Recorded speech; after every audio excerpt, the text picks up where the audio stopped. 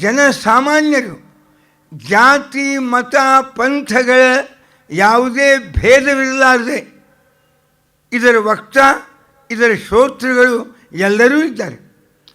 ವಿದುರನಂಥ ಮಹಾಭಾರತ ಕಾಲದ ಒಬ್ಬ ದಾಸಿಪುತ್ರ ಅಥವಾ ಒಬ್ಬ ಶೂದ್ರ, ಅವನಿದರ ಪ್ರಮುಖ ಪ್ರಾಶ್ನಿಕ. ಅವನಿಗೆ ಹೇಳುವವರು ಮೈತ್ರೇಯರು ಹರಿದ್ವಾರದೊಳಗೆ. ಹೇಳುವವರು ಅವರೇ ಹೇಳ್ತಾರೆ ಪ್ರಥಮ ಸ್ಕಂದದೊಳಗೆ, ಏನಿಲ್ಲ, ನಾನು ಸೂತ, ಕ್ಷತ್ರಿಯರ ಅನಂತರದ ಜಾತಿ, ಕ್ಷತ್ರಿಯಾನಂತರತ್ವಾತ್ತು ಸೂತ ಜಾತಿ. ನಾ ಏನೋ ಸೂತ ಆಗಿರ್ಬೋದು, ಆದರೆ ಇವೆಲ್ಲ ನೀವು ಶೌನಕರು ದೊಡ್ಡ 80,000 ಮಹರ್ಷಿಗಳು ಕೂತು ನನ್ನಿಂದ ಕೇಳ್ತಾ ಇದ್ದೀರಿ. ನನಗೆ ಆ ವಿಷಯಗಳನ್ನು ಏನು ಶುಕಾಚಾರ್ಯ ಹೇಳುವಾಗ ಕೇಳಿದ ಸದವಕಾಶ, ಇದನ್ನು ಪುನಃ ಮನನ ಮಾಡಿಕೊಂಡು ನಿಮ್ಮೆದುರಿಗೆ ಅಭಿವ್ಯಕ್ತ ಮಾಡುವ ಅವಕಾಶ ಒದಗಿಸ್ಕೊಟ್ರಿ. ಇದು ಜಾತಿ ನನ್ನ ಬಾಯಿಂದ ನಿಮಗೆ ಕೇಳಲಿಕ್ಕೆ ಸಂಕೋಚ ಆಗಲಿಲ್ಲ. ಯಾಕಂದರೆ ನೀವು ಕೇಳೋದು ಜಾತೀಯತ ಅಲ್ಲ, ನೀವು ಕೇಳೋದು ಭಾಗವತ. ಇದು ಸೂತಾಚಾರ್ಯ ಹೇಳ್ತಾರೆ ಶೌನಕರಿಗೆ. ಹೀಗೆ ಭಾಗವತಕ್ಕೆ ಎಂದೂ ಯಾವುದೋ ಒಂದು ಕೋಮುವಾದದ ಒಂದು ಏನಾರೇ ಒಂದಿಷ್ಟು ಉಪಾಧಿಯನ್ನು ಹಚ್ಚಬಾರ್ದು. ಹಾಗೆ ಅದ ವೇದವ್ಯಾಸ ದೇವರೇ ಅಂತಾರೆ, ಸರ್ವವರ್ಣಾಶ್ರಮಾಣಾಂಚ ಯದ್ದಧ್ಯೌ ಹಿತಂ ಅಮೋಘದೃಕ. ಎಲ್ಲರಿಗೂ ಅವರ ಜೀವನಕ್ಕೆ ಬೇಕಾಗುವ ಸಕಲ ವಿಚಾರಗಳನ್ನು ನಾನಿಲ್ಲಿ ಅವರಿಗೆ ಬದುಕಿನ ಕಲ್ಯಾಣದ ದೃಷ್ಟಿಯನ್ನು ನಾನು ಈ ಗ್ರಂಥದ ಮೂಲಕ ಕೊಟ್ಟಿದ್ದೇನೆ ಅಂತ ವೇದವ್ಯಾಸ ದೇವರು ಇದರ ಬಗ್ಗೆ ನಿರೂಪಣೆ ಮಾಡಿಕೊಡ್ತಾರೆ. ಅಂತಹ ಕೃತಿ ಇದು ಶ್ರೀಮದ್ ಭಾಗವತ. ಪ್ರಾಯ ಎಲ್ಲ ಮತಗಳಲ್ಲಿ ಎಲ್ಲ ಆಚಾರ್ಯರು ಯಾವ ಕೃತಿಯನ್ನು ಸ್ವೀಕಾರ ಮಾಡಿ ಮಾನ್ಯ ಮಾಡಿ ಅದರ ಹಿರಿಮೆಯನ್ನು ಸಾರಿದ್ದಾರೆ, ಅಂತಹ ಒಂದು ಕೃತಿ ಶ್ರೀಮದ್ ಭಾಗವತ. ಭಾರತೀಯ ಸಂಸ್ಕೃತಿಯೊಳಗೆ 4 ಅಂಗಗಳು ಅಂತ ನಾವೇನಾದ್ರು ಕಾಣ್ತಿದ್ರೆ, ಒಂದು ಜೈನ, ಒಂದು ಬೌದ್ಧ, ಇನ್ನೊಂದು ಶೈವ, ಇನ್ನೊಂದು ವೈಷ್ಣವ ಅಂತ. ಇನ್ನು ಏನು ಅವಾಂತರವ ಲಿಟಲ್ ಟ್ರೆಡಿಷನ್ಸ್ಗಳು ಇವೆಲ್ಲ ಇವು ಮೂಲ. ಈ ಗ್ರೇಟ್ ಟ್ರೆಡಿಷನ್ಸ್ ಅಂತೇನವ, ಈ ಗ್ರೇಟ್ ಟ್ರೆಡಿಷನ್ಸ್ ಇವುಗಳ ಅಂಗವಾಗಿಯೇ ಎಲ್ಲರೂ ಸೇರಿಕೊಂಡವು. ಇರಲಿ, ದೊಡ್ಡವಾದ ಕೂಡಲೇ ಪ್ರತ್ಯೇಕ ಮನೆ ಮಾಡ್ಕೊಂಡ್ಮೇಲೆ ನಮ್ಮ ಮನೆ ಬೇರೆ, ಅವ್ರು ಬೇರೆ, ನಾವು ಬೇರೆ, ನಾವು ಬೇರೆ ಅಂತ ಕಂಪೌಂಡ್ ಹಾಕ್ಕೊಂಬುದು ಮನುಷ್ಯನ ಒಂದು ಸ್ವಾಭಾವಿಕವಾದ ಪ್ರವೃತ್ತಿ. ಅದಕ್ಕೆ ಕಂಪೌಂಡ್ ಭಾಳ ಆಗಿರ್ಬೋದು, ಆದರೆ ಊರು ಒಂದೇ. ರಾಜ್ಯಗಳು ಅನೇಕ ಇರ್ಬೋದು, ರಾಷ್ಟ್ರ ಒಂದೇ. ಭಾಷಾ ಅನೇಕ ಇರ್ಬೋದು, ಅದರ ಮಾತೃಭಾಷೆ ಸಂಸ್ಕೃತ ಒಂದೇ. ಮೃತ್ತಿಕೆ ಇತ್ಯೇವ ಸತ್ಯಂ, ಬರೀ ಮಣ್ಣಲ್ಲ, ಮೃತ್ತಿಕಾ ಎಂಬ ಶಬ್ದ ಸತ್ಯ ಅಂತ ಇದು ಟೀಕಾರಾಯರ ಅಭಿಪ್ರಾಯ. ಆದ್ದರಿಂದ ಆ ಶಬ್ದ ಮೂಲದ ಸಂಸ್ಕೃತ, ಜಗತ್ತಿನ ಎಲ್ಲ ಭಾಷೆಗಳ ಜನನಿ. ಹಾಗೆ ವೈವಿಧ್ಯತೆ ನಮ್ಮ ಅಖಂಡತೆಗೆ ಎಂದೂ ಬಾಧಕ ಆಗುವುದಿಲ್ಲ. ಅದನ್ನು ನಾವು ಕಾಣುವುದು ಭಾಗವತದ ಮೂಲಕವಾಗಿ. ಇಂತಹ ಲಿಟಲ್ ಟ್ರೆಡಿಷನ್ಸ್ ಅಂತೇನವ ಅವನ್ನೆಲ್ಲ ಒಂದು ಗ್ರೇಟ್ ಟ್ರೆಡಿಷನ್ಸ್ಗೆ ಸೇರಿಸುವ ಒಂದು ದೊಡ್ಡ ಕೃತಿ ಅದು ಶ್ರೀಮದ್ ಭಾಗವತ. ಮನುಷ್ಯನ ಬದುಕಿನ ಪ್ರತಿಯೊಂದು ಹಂತಗಳನ್ನು, ಸಮಸ್ಯೆಗಳನ್ನು, ಜೀವನದ ವಿಷಯಗಳನ್ನು ಸ್ಪಂದಿಸುವ ಕೃತಿ ಇದು ಶ್ರೀಮದ್ ಭಾಗವತ. ಅದರ ಬಗ್ಗೆ ಕೇಳಿದ್ದೀರಿ.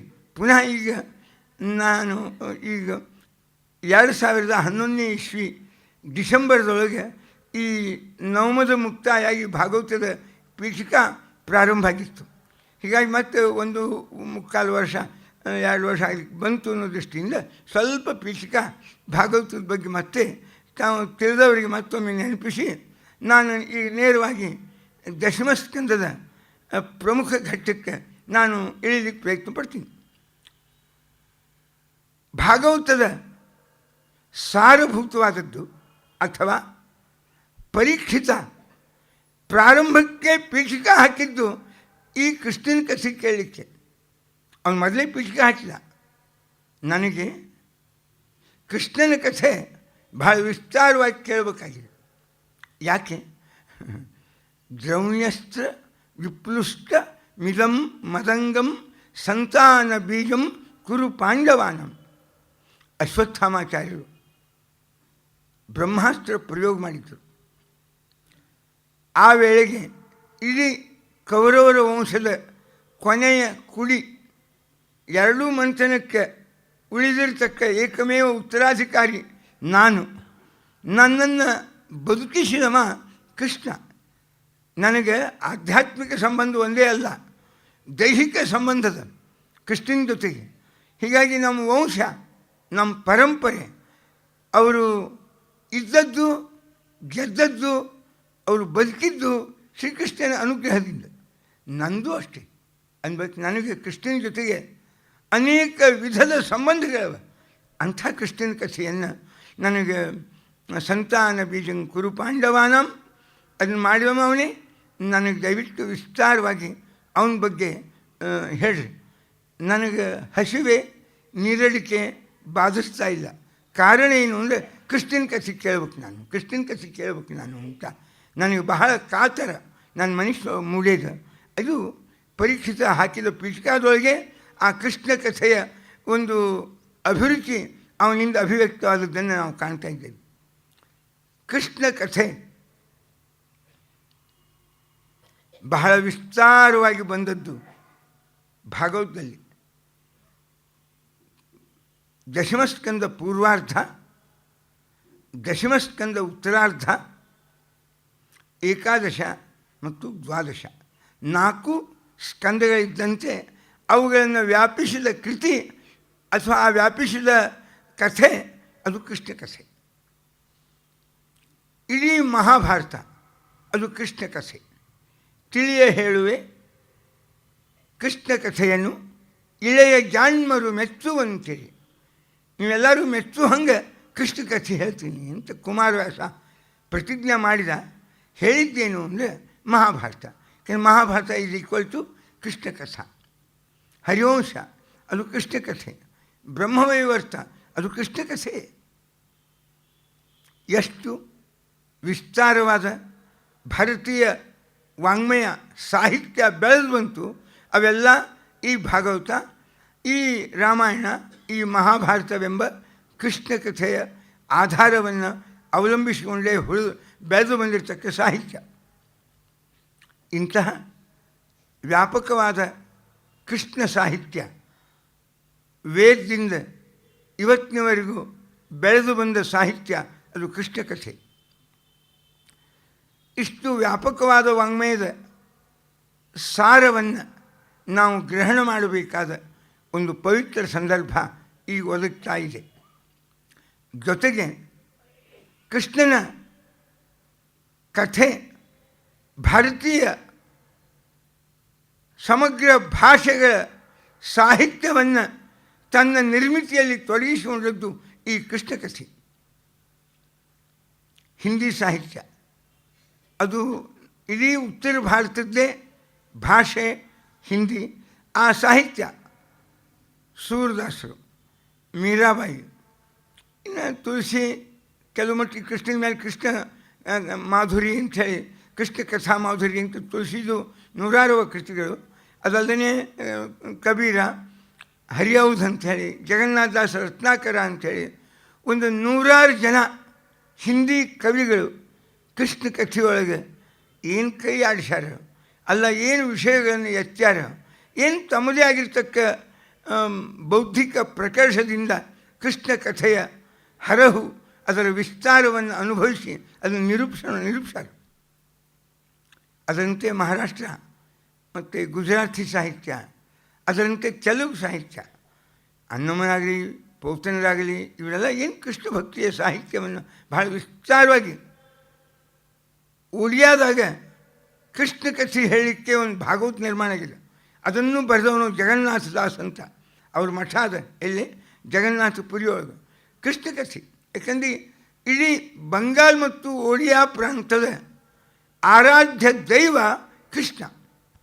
ಅವನೇ ಜಗನ್ನಾಥಜಿ ಅಂತ ಕಾಣ್ತೀವಿ. ಸಾಕ್ಷಾತ್ ಕೃಷ್ಣ ಇಡೀ ಆ ಪ್ರಾಂತದ ಆರಾಧ್ಯ ದೈವ.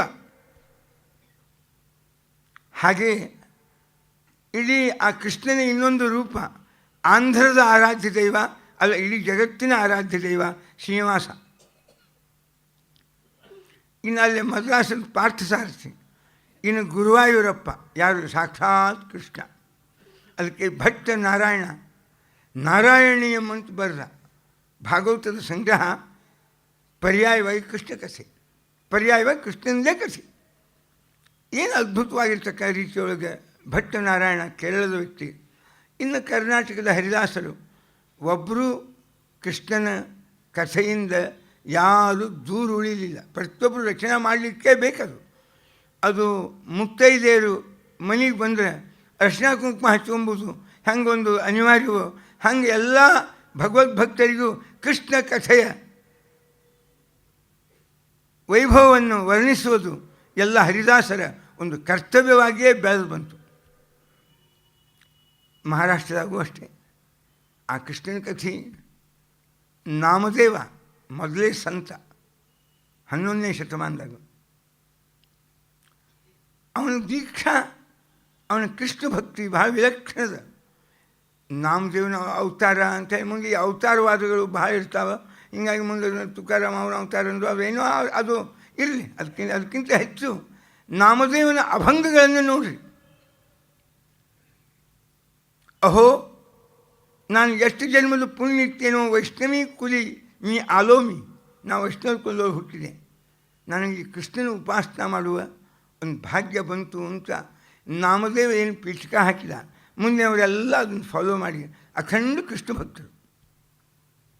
ಇಂತಹ ಈ ದೇಶದ ಪ್ರತಿ ರಾಜ್ಯಗಳಲ್ಲಿ ಪ್ರತಿ ಸಮುದಾಯಗಳಲ್ಲಿ ವ್ಯಾಪಕವಾಗಿ ಹರಡಿದ ಈ ಕೃಷ್ಣ ಕಥೆಯನ್ನು ಮತ್ತು ನಾವು ಸೀಮಿತವಾದ ಮಾತುಗಳಿಂದ ಹೇಳುವುದು ಕಷ್ಟ ಸಾಧ್ಯ. ಗಾಗರ್ಮೆ ಸಾಗರ್ ಭರ್ಣ. ಹಂಗೆ ಕೃಷ್ಣ ತನ್ನ ಮುಖದಲ್ಲಿ ಬ್ರಹ್ಮಾಂಡ ದರ್ಶನವನ್ನು ಮಾಡಿದ್ನು.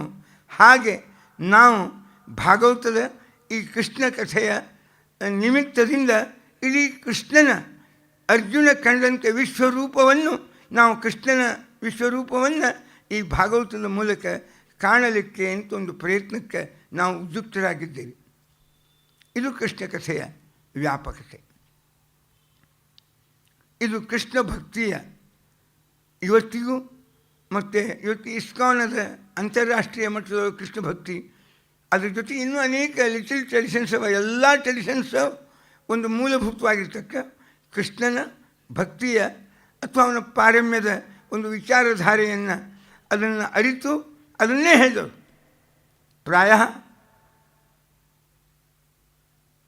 ಶಂಕರಾಚಾರ್ಯರು ಮಾಡಿರ್ತಕ್ಕಂಥ ಕೃಷ್ಣನ ಸ್ತೋತ್ರಗಳು ಬೇಕಾದಷ್ಟು. ಮಧುಸೂದನ ಸರಸ್ವತಿಗಳು ಅವರ ಪಟ್ಟದ ಶಿಷ್ಯರು. ಅಂದರೆ ಮುಂದಾದರೂ ಅವರ ಆಚಾರ್ಯರ ಗೀತಾ ಶಾಂಕರ ಭಾಷ್ಯಕ್ಕೆ 18 ಅಧ್ಯಾಯಗಳಿಗೆ ಟೀಕೆಯನ್ನು ರಚನೆ ಮಾಡಿದ ಮಹಾನುಭಾವರು ಮಧುಸೂದನ ಸರಸ್ವತಿಗಳು. 18 ಅಧ್ಯಾಯದ ಪ್ರತಿ ಅಧ್ಯಾಯದ ಪ್ರಾರಂಭಕ್ಕೆ ಒಂದೊಂದು ಅದ್ಭುತವಾದ ಶ್ಲೋಕವನ್ನು ಮಾಡ್ಯಾರ. ಪ್ರಮಾಣತೋಪಿ ನಿರ್ಣೀತಂ, ಇದು 13ನೇ ಅಧ್ಯಾಯದ ಮಂಗಳಾಚರಣೆ ಶ್ಲೋಕ ಅವ್ರದ್ದೇ ಶಂಕರ ಭಾಷ್ಯದ ಟೀಕಾ. ಪ್ರಮಾಣತೋಪಿ ನಿರ್ಣೀತಂ ಕೃಷ್ಣ ಮಾಹಾತ್ಮ್ಯಮದ್ಭುತಂ. ಅದು ಇನ್ನು ಸೋಢುಂ ನ ಸಹಂತೆ ತೇ ನರಾಹ ನರಯಂಗಸಾಹ ಅಂತ ಬೇಕಾರು. ಪ್ರಮಾಣತೋಪಿ ನಿರ್ಣೀತಂ ಕೃಷ್ಣ ಮಾಹಾತ್ಮ್ಯಮದ್ಭುತಂ ಸೋಢುಂ ನ ಶಕ್ನುವಂತೇತೆ. ಯಾರಿದನ್ನು ತಡ್ಕೊಳ್ಳಿಕ್ಕೆ ತಿಳಿಲಿಕ್ಕೆ ಆಗುವುದಿಲ್ಲ. ತೇ ನರಹ ನರಯಂಗಸಾಹ ಅಂತ ಬೇಕಾರು ಒಂದು ಕಡೆ. 15ನೇ ಅಧ್ಯಾಯಕ್ಕೆ ಒಂದು ಹೇಳ್ತಾರೆ, ಅದ್ವೈತ ವೀಥಿ ಪಸಿಕೈರುಪಾಸ್ಯಾ ಸ್ವರಾಜ್ಯ ಸಿಂಹಾಸನ ಲಬ್ಧ ದೀಕ್ಷಾ ಶಠೇನ ಕೇನಾಪಿ ವಯಂ ಹಠೇನ ದಾಸೀಕೃತಾ ಗೋಪವಧು ವಿಷೇನ ಅಂತಾರೆ. ವಂಶಿ ಅದಕ್ಕೆ ಧ್ಯಾನಾಭ್ಯಾಸ ವಶೀಕೃತೇನ ಮನಸ ತನ್ನಿರ್ಗುಣಂ ನಿಷ್ಕ್ರಿಯಂ ಯೋಗಿ ಕಂಚನ ಉಪಾಸತೆ ಯದಿ ಪರಂ ಪಶ್ಯಂತು ಪಶ್ಯಂತು ತಿ ಅಸ್ಮಾಕಂತು ಲೋಚನ ಚಮತ್ಕಾರಾಯ ಭೂಯಾಚ್ಚಿರಂ ಕಾಳಿಂದಿ ಪುಲಿನೋದರೆ ನೀಲಂ ಮಹೋ ಧಾವತಿ. ಅದು ನಿರ್ಗುಣ ಬ್ರಹ್ಮನ ಉಪಾಸನಾ ನಾನು ಹೇಳೀನಿ, ನಿಜ ಸಮರ್ಥನೆ ಮಾಡೀನಿ. ಆದರೆ ನನಗೆ ಅದನ್ನ ಉಪಾಸನ ಮಾಡುವುದು ಕಷ್ಟ ಆಗ್ತದೆ. ನೀವು ಯಾರಿಗೂ ಶಕ್ಯದ ನೀವು ಮಾಡ್ತಿದ್ರೆ ಮಾಡಿರಿ. ನನಗೆ ಉಪಾಸನಕ್ಕೆ ಮಾತ್ರ ಅಸ್ಮಾಕಂತು ಲೋಚನ ಚಮತ್ಕಾರಾಯ ಭೂಯಾಚ್ಚಿರಂ ಕಾಳಿಂದಿ ಪುಲಿನೋದರೆ ಯಮುನೆಯ ಉಸುಕಿನ ದಡದಲ್ಲಿ ಓಡಾಡುವ ನೀಲಮೇಘ ಶ್ಯಾಮ ಅದು ಸಾಕು ನಮಗೆ. ಶಠೇನ ಕೇನಾಪಿ ವಯಂ ಹಠೇನ ದಾಸೀಕೃತ ಗೋಪವಸು ವಧು ವಿಷೇನ ಕೃಷ್ಣಾತ್ ಪರಂ ಕಿಮಪಿ ತತ್ವಮಹಂ ನ ಜಾನೆ. ಕವಿಕರ್ಣಾಮೃತ ಅಂತ ಒಂದು ಕೃತಿ ಬರೆದ ಲೀಲಾಶುಕ, ಅದ್ಭುತ ಕೃಷ್ಣ ಭಕ್ತ. ಬಿಲ್ವಮಂಗಲ ಅಂತ ಅವ್ನಿಗೆ ಇನ್ನೊಂದು ಹೆಸರದ, ಅವನೇ ಲೀಲಾಶುಕ. ಆ ಲೀಲಾಶುಕ ಕೃಷ್ಣ ಕರ್ಣಾಮೃತಂ ಅಂತ ಬರ್ದಾನ. ಕೃಷ್ಣ ಕರ್ಣಾಮೃತ ಅವನ ತನ ಶೈವಾವಯಂ ನ ತತ್ರ ನ ಖಲು ತತ್ರ ವಿಚಾರಣೀಯಂ ಪಂಚಾಕ್ಷರಿ ಜಪಪರಾಹ. ನಾವು ನಿತ್ಯ ಶಿವಪಂಚಾಕ್ಷರಿ ಮಂತ್ರ ಮಾಡ್ತೀವಿ. ನಾವು ಶೈವರು ನಿರ್ವಿವಾದ. ಆದರೆ ಕೃಷ್ಣ ಎಂಬ ತತ್ವ ಇದು ನಮ್ಮ ಉಪಾಸನೆಯ ಆರಾಧ್ಯ ತತ್ವ ಅಂತ ಕೃಷ್ಣನ ಮೇಲೆ ಅವನ ಲೀಲಾದ ವೈಭವನೇ ಕಂಡಾನ. ಆ ಲೀಲಾಶುಕ ಅದ್ಭುತವಾಗಿ ಕಂಡಾನ. ಲೀಲಾಶುಕ ಅಂತ ಅವನು 12ನೇ ಶತಮಾನದಾಗ ಇದ್ದಂಥ ಒಬ್ಬ ದೊಡ್ಡ ಕೃಷ್ಣ ಭಕ್ತ, ಕಾವ್ಯಕಾರ, ಭಾರಿ ಕೃಷ್ಣನ ಕಥೆಯೇ ಕಂಡಾನು. ಜಯದೇವ ಬಂಗಾಳದವ, ಇವ ಈ ಉತ್ತರ ಭಾರತದವ, ಬೃಂದಾವನ ಪ್ರದೇಶದಲ್ಲಿರ್ತಕ್ಕ ಮಹಾನ್ ಭಾವ ಲೀಲಾಶುಕ. ಕೃಷ್ಣ ಕಥೆಯೊಳಗೆ ಸಾಹಿತ್ಯ, ರಸ, ಅಲಂಕಾರ, ನವರಸಗಳು, ಅಲ್ಲಿ ತತ್ವಜ್ಞಾನ, ಅಲ್ಲಿ ಪ್ರಮೇಯ, ಅಲ್ಲಿ ಆಧ್ಯಾತ್ಮಿಕತೆ, ಅಲ್ಲಿ ಮನೋವೈಜ್ಞಾನಿಕತೆ, ಅಲ್ಲಿ ರಾಜನೀತಿಯನ್ನು ಅಲ್ವಾ ಸಮಾಜ ನೀತಿಯನ್ನು, ವೈಯಕ್ತಿಕ ಜೀವನದ ಆದರ್ಶ ಮೌಲ್ಯಗಳನ್ನು, ಸಮಾಜ ಜೀವನದ ಆದರ್ಶ ಮೌಲ್ಯಗಳನ್ನು ಪ್ರತಿಯೊಂದು ಕೃಷ್ಣನ ಕಥೆಯಲ್ಲಿ ಕಾಣುವ ಸಾಧ್ಯತೆ ಕಂಡಿದ್ದಾರೆ ಜ್ಞಾನಿಗಳು. ಇವೆಲ್ಲ ರಹಸ್ಯಗಳಿಂದ ತುಂಬಿದ ಒಂದು ಕಥೆ, ಅದು ಕೃಷ್ಣ ಕಥೆ. ಬಹಳ ವ್ಯಾಪಕ, ಬಹಳ ವಿಶಾಲ. ಹಿರಿಯರು ಆಗಲೇ ಸೂಚನೆ ಮಾಡಿದರು. ಪೂತನಾವಧ ಇಲ್ಲೇ ಬರ್ತದೆ, ಶಕಟಾಸುರ ವಧ ಇಲ್ಲೇ ಬರ್ತದೆ. ಪ್ರಾಯ ಕೃಷ್ಣಾವತಾರದೊಳಗೆ ತೋರಿಸಿದಷ್ಟು ಬಾಲಲೀಲೆಗಳನ್ನು ಎಲ್ಲಿಯೂ ತೋರಿಸಿಲ್ಲ. ನನಗೆ ಆಶ್ಚರ್ಯ, ಭಾರತೀಯ ಎಲ್ಲ ವಿಧದ ಸಾಹಿತ್ಯಗಳ ಮನಸ್ಸನ್ನು ತನ್ನೆಡೆಗೆ ಎಳೆದುಕೊಂಡ ಏಕಮೇವ ಮಹಾನುಭಾವ ಅಂದರೆ ಶ್ರೀಕೃಷ್ಣ. ರಜನೀಶ್ ಅವರು ಓಶೋ ಅಂತ ಕರೀತಾರೆ, ಮೂಲತಃ ಜೈನ ಧರ್ಮದ ಅನುಯಾಯಿ. ಇಷ್ಟು ದೊಡ್ಡದು ಒಂದು ಪುಸ್ತಕ ಬರ್ತದೆ, 1600 ಪುಟ ಅದ. ಭಗವಾನ್ ಶ್ರೀಕೃಷ್ಣ ಮೇರಿ ದೃಷ್ಟಿ ಮೇ, ನನ್ನ ದೃಷ್ಟಿಯೊಳಗೆ ನಾನು ಕೃಷ್ಣನ ನೋಡಲಿದ್ದೇನೆ. ಅದರ ಮೇಲೆ ಒಂದು ತಿಂಗಳ ಲೆಕ್ಚರ್ ಕೊಡ್ತಾರೆ ಅವರು. ಅದು ಪುಸ್ತಕ ರೂಪದಿಂದ ಪ್ರಿಂಟ್ ಆಗಿದೆ. ಅವ್ರು ಶೀಲಿನೂ ರಜನೀಶ್ ಅವರು. ನನಗೆ ಕುತೂಹಲ, ಇವರು ಏನು ಕೃಷ್ಣನ ಬಗ್ಗೆ ಏನು ಮಾತಾಡಿರಬೇಕು. ಯಾವ ವ್ಯಕ್ತಿ ಸಂಭೋಗ್ಸೆ ಸಮಾಧಿ ತಕ್ಕ ಎಂಬುವ ಪುಸ್ತಕವನ್ನು ಬರೆದಂಥ ವ್ಯಕ್ತಿಯವರು ವ್ಯಸ್ತ ಜೀವನ ಮೇ ಭಗವಾನ್ ಕಿ ಖೋಜ್ ಅಂತ ಒಂದು ಪುಸ್ತಕ, ಹಿಂದಿ ಒಳಗೆ ಒಂದು 200 ಆದರೂ ಪುಸ್ತಕ ಬಂದಾವೆ, 200 ಪುಸ್ತಕ ಬಂದಾವೆ. ಭಾಳ ದೊಡ್ಡ ಸಾಹಿತ್ಯ ನಿರ್ಮಾಪಕ. ಏನು ಬರೆದಿರ್ಬೋದು ಅಂತ ನೋಡಿದ್ವಿ. ಇನ್ನು ಕೃಷ್ಣನ ಕಥೆಯ ಒಂದೊಂದೊಂದೊಂದು ಆದರ್ಶ ಪ್ರತಿಯೊಬ್ಬ ವ್ಯಕ್ತಿಗಳ ಮೇಲೆ ಹೆಂಗೆ ಪ್ರಭಾವಪೂರ್ಣ ಆಗ್ಯಾವ ಅಂತಂಬುದನ್ನು ನಾವು ಅಲ್ಲಿ ಕಾಣ್ಬೋದು. ಕೃಷ್ಣ ಚೈತನ್ಯಪೂರ್ಣ ವ್ಯಕ್ತಿ ಯಾವಾಗಲೂ ಹೆಂಗಿರ್ತಾನ ಅಂತ ನಾವು ನೋಡಿದ್ರೆ ಕೃಷ್ಣನ ನೋಡ್ಬೋದು. ಯಾವಾಗಲೂ ಉತ್ಸಾಹ, ಹಿಂಗೆ ಯಾರು ಇರ್ತಾರೆ, ಯಾಕೆ ಇರ್ತಾರೆ ಅವ್ರು ಹಂಗಿರ್ಲಿಕ್ಕೆ ಸಾಧ್ಯದ, ಅದನ್ನೇನಾದ್ರು ಕಾಣಬೇಕಾದ್ರೆ ಕೃಷ್ಣನ ಕಾಣ್ಬೇಕು. ಕೃಷ್ಣ ಎಂದರೆ ಒಂದು ದಿವಸ ಬ್ಯಾಸರ ಬಂದದ, ಅದು ಮರಾಠಿ ಒಳಗೆ ಕಂಟಾಳ ಅಂತಾರೆ. ಅಯ್ಯೋ ತುಂಬ ಬೇಜಾರಾಗಿದೆ ಅಂತ ಈ ಬೆಂಗಳೂರು ಭಾಷಾ, ಇವು ಕಂಟಾಳೋ, ಈ ಬೇಜಾರೋ, ಈ ಬ್ಯಾಸರೋ, ಇವು ಯಾವುದೇ ಶಬ್ದದಿಂದ ಕರೀರಿ, ಹೀಗೆ ನೀವು ಮನುಷ್ಯಾಗ ಬರ್ತಿರ್ತದೆ. ಇಡೀ ಕೃಷ್ಣನ ಅಥೆಯಿಂದ ಇತ್ತೀ ತನಕ ನಾವು ನೋಡಿದರೆ ಅವನಿಗೆ ಬೇಜಾರಾಗಿ ಮಾರಿ ಕೆಳಗೆ ಹಾಕ್ಕೊಂಡು ಸುಂದ್ ಹಿಡಿದು ಸಪ್ಪಗೆ ಕೂತಿರ್ತಕ್ಕ ಒಂದು ಸೆಕೆಂಡ್ ಏನಾದ್ರೆ ನಾನು ನೋಡಲಿಕ್ಕೆ ಸಿಗಲಿಲ್ಲ. ಮಾತು ಅದು ಅಷ್ಟೇ ಚೈತನ್ಯ ಭರಿತ. ಅವನ ಕೃತಿ, ಅವನ ಓಡಾಟ, ಅವನ ವ್ಯವಹಾರ, ಅವನ ಜನರ ಜೋಡಿ ಬೆರೆಯುವುದು, ಅವರು ಗೋಪಾಲಕರೇ ಇರಲಿ, ಗೋಪಿಕಾಸ್ತ್ರೀಯೇ ಇರಲಿ, ತಂದೆ ತಾಯಿಗಳೇ ಇರಲಿ, ಪಾಂಡವರ ಜೊತೆಗೇ ಇರಲಿ, ಯಾವಾಗಲೂ ಚೈತನ್ಯಮಯ ಚೈತನ್ಯಮಯ ಚೈತನ್ಯಮಯ. ಆರಾಮ್ ಅಂಬುದೇನದ ಹರಾಮ್ ಅಂತೇನು ಹೇಳ್ತಲ್ಲ, ಅದು ಮೂಲ ಹೇಳಿದವ ಕೃಷ್ಣ. ಎಲ್ಲಿ ಆರಾಮ್ ಕೂಡುವುದು ಅಂತೇನಂತ ನೋಡ್ರಿ ಮಂದಿ. ಈ ಜನ್ಮದಾಗ ಶಕ್ಯನೇ ಇಲ್ಲ. ಯಾವಾಗಲೂ ಹೇಳೋದು ಕೇಳೋದು ಕ್ರಿಯಾಶೀಲತೆ. ಹಿಂಗೆ ಒಬ್ಬ ಮನುಷ್ಯ ಕ್ರಿಯಾಶೀಲನಾಗಿರ್ಬೇಕು, 24 ಗಂಟೆಯು ಚೈತನ್ಯ ಪೂರ್ಣನಾಗಿರ್ಬೇಕು. ಅದಕ್ಕೆ ಅವನ ಮಾನಸಿಕ ಸ್ಥಿತಿ, ಆರೋಗ್ಯದ ಸ್ಥಿತಿ ಅವನು ಎಷ್ಟು ಚಂದ ಇಟ್ಕೊಂಡಿರ್ತಾನೆ. ಅದನ್ನ ಹೆಂಗವ ಅದನ್ನು ಸಾಧನೆ ಮಾಡಿದ ಜೀವನದಾಗ. ನಾವು ಒದ್ದಾಡ್ತೀವಿ ಅಂತೇವೆ, ಸ್ವಲ್ಪ ಒಂದು ತಾಸರೆ ಸಮಾಧಾನದಿಂದ ಇರಬೇಕು ಅಂತ ಆಗೋದಿಲ್ಲ. ನಮ್ಮ ದೌರ್ಬಲ್ಯ ಏನು ಅಂದರೆ ಪ್ರತಿಯೊಂದು ಪರಿಸ್ಥಿತಿಯನ್ನು ನಮಗೆ ಅನುಕೂಲವಾಗಿ ನಿರ್ಮಾಣ ಮಾಡ್ಕೊಂಬೋ ಸಾಮರ್ಥ್ಯ ನಮಗೆ ಯಾರಿಗೂ ಇಲ್ಲ. ಬರುವ ಯಾವುದೇ ವಿಧದ ಸಮಸ್ಯೆಗಳನ್ನು ನಮಗೆ ಹೆಂಗೆ ಬೇಕು ಹಾಗೆ ಪರಿಸ್ಥಿತಿಗಳನ್ನು ಪರಿವರ್ತನೆ ಮಾಡ್ಕೋತೀನಿ ಎಂಬುವ ಸಾಮರ್ಥ್ಯ ನಮಗೆ ಯಾರಿಗೂ ಇಲ್ಲ. ಹೀಗಾಗಿ ನಾವು ಬೇಗನೆ ಆ ಪರಿಸ್ಥಿತಿಯ ವಿಕೃತಿಗಳಿಗೆ, ವಿಕಾರಕ್ಕೆ ಒಳಗಾಗಿಬಿಡ್ತೀವಿ ನಾವು ಆ ಪರಿಸ್ಥಿತಿಗಳಿಗೆ. ಇದು ನಮ್ಮ ದೌರ್ಬಲ್ಯ. ಕೃಷ್ಣಂದ ನಿಮಗೆ ಯಾವಾಗ ಪರಿಸ್ಥಿತಿಗಳನ್ನು ನಿಮಗೆ ಅನುಕೂಲವಾಗುವ ಹಂಗೆ ನಿರ್ಮಾಣ ಮಾಡ್ಕೊಂಬ ಸ್ವಾತಂತ್ರ್ಯ ಸಾಮರ್ಥ್ಯ ಇಲ್ಲ ಅಂದ್ರೆ ಎರಡನೇ ಕೆಲಸ ಒಂದು ಮಾಡಿರಿ, ಒಂದಾದ ದೇವರಿಗೆ ಶರಣ ಹೋಗ್ರಿ, ಇಲ್ಲ ಅತಿ ನಿಸ್ಪೃಹರಾಗಿ ಜೀವನದಾಗ ಬರುವ ಯಾವ ಪರಿಸ್ಥಿತಿಯನ್ನು ಮನಸ್ಸಿಗೆ ಹಚ್ಕೋಬೇಕು, ನಿರ್ಲಿಪ್ತರಾಗಿರಿ. ಈ ನಿರ್ಲಿಪ್ತತೆ ನಮಗೆ ನಿಮಗೆ ಜೀವನದಾಗ ಸಾಧ್ಯ. ಅದರ ಪರಿಸ್ಥಿತಿ ನಮಗೆ ಅನುಕೂಲ ಆಗುವ ಹಂಗೆ ನಿರ್ಮಾಣ ಮಾಡ್ಕೊಬೋದು ಮಾತ್ರ ಸಾಧ್ಯ ಇಲ್ಲ. ಈ ನಿರ್ಲಿಪ್ತತೆ ಕೃಷ್ಣನ ಜೀವನದಾಗ ನಾವು ಕಾಣ್ಬೋದು. ಹೆಂಗೆ ನಿರ್ಲಿಪ್ತತೆ ಸಾಧನೆ ಮಾಡ್ಯಾನ ಕೃಷ್ಣ. ಗಾಂಧಾರಿ ಶಾಪವನ್ನು ಕೊಟ್ಟು ನಿನ್ನ ವಂಶ ನಿರ್ವಂಶ ಆಗಲಿ ಅಂತ ಅಷ್ಟೇ ಆನಂದದಿಂದ ಸ್ವೀಕಾರ ಮಾಡಿದ.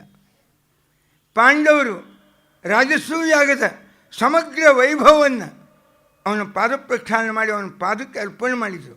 ಇದೆಲ್ಲ ನಿಂದು, ನಂದೇನದನು ಸ್ವಾಮಿ, ನಿಂದೇ ಇದೆಲ್ಲ ಅಂತ ಅದನ್ನು ಅಷ್ಟೇ ಸಂಭ್ರಮದಿಂದ ಸ್ವೀಕಾರ ಮಾಡಿದ. ಜರಾಸಂಧನ ಸಂಹಾರ ಮಾಡಿ ಆ ಪೂಜೆಯನ್ನು ಭೀಮ ಕೃಷ್ಣನಿಗೆ ಅರ್ಪಣೆ ಮಾಡಿದ. ಅದನ್ನೂ ಅಷ್ಟೇ ಸಂಭ್ರಮದಿಂದ ಸ್ವೀಕಾರ ಮಾಡಿದ.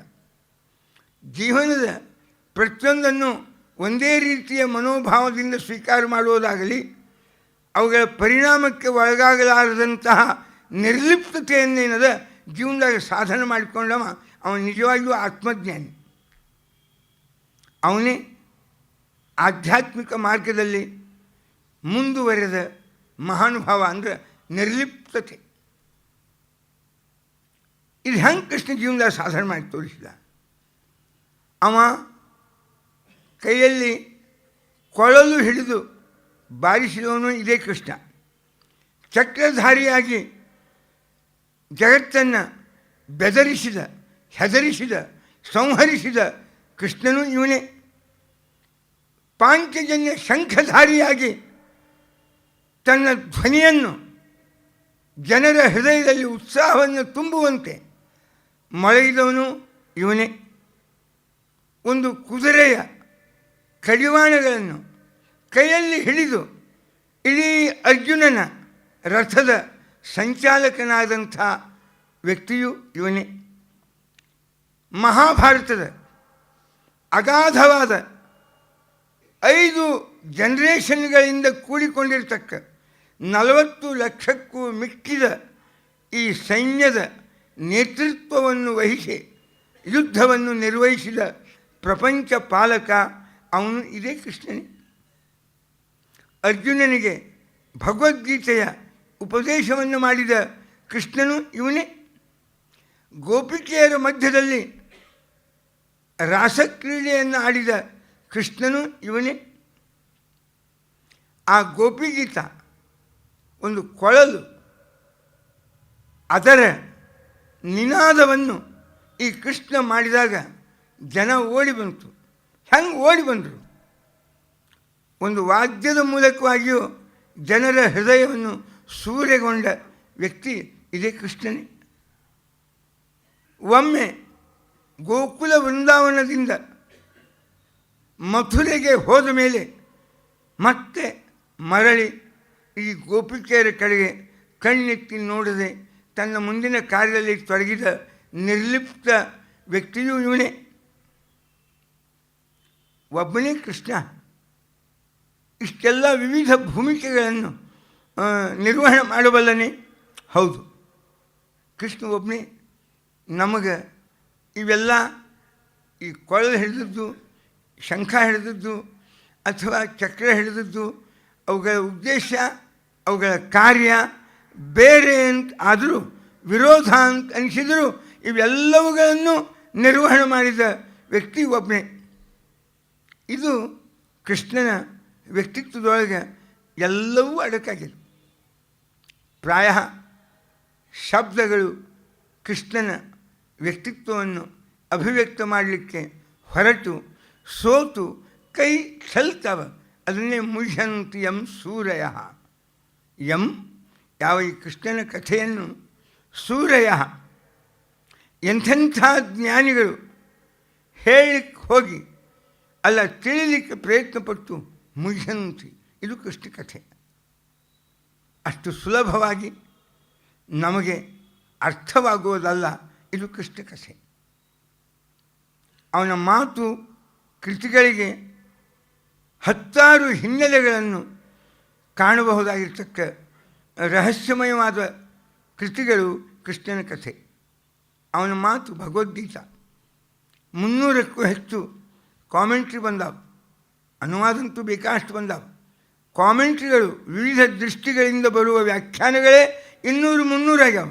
ಇಷ್ಟಾದರೂ ಕೃಷ್ಣನ ಭಗವದ್ಗೀತೆಗೆ ಇಷ್ಟೇ ಅರ್ಥ, ಇದಕ್ಕೂ ಹೆಚ್ಚಿನ ಅರ್ಥ ಆ ಶಬ್ದಗಳಿಗೆ ಆಗುವುದಿಲ್ಲ ಅಂತ ಇವತ್ತಿನವರೆಗೂ ಆಗಿಲ್ಲ. ಇನ್ನೂ ಮಂದಿ ಬರಿತಾನೇ ಇದ್ದಾರೆ. ಇದು ಅವನ ಮಾತಿನ ಗಾಂಭೀರ್ಯ.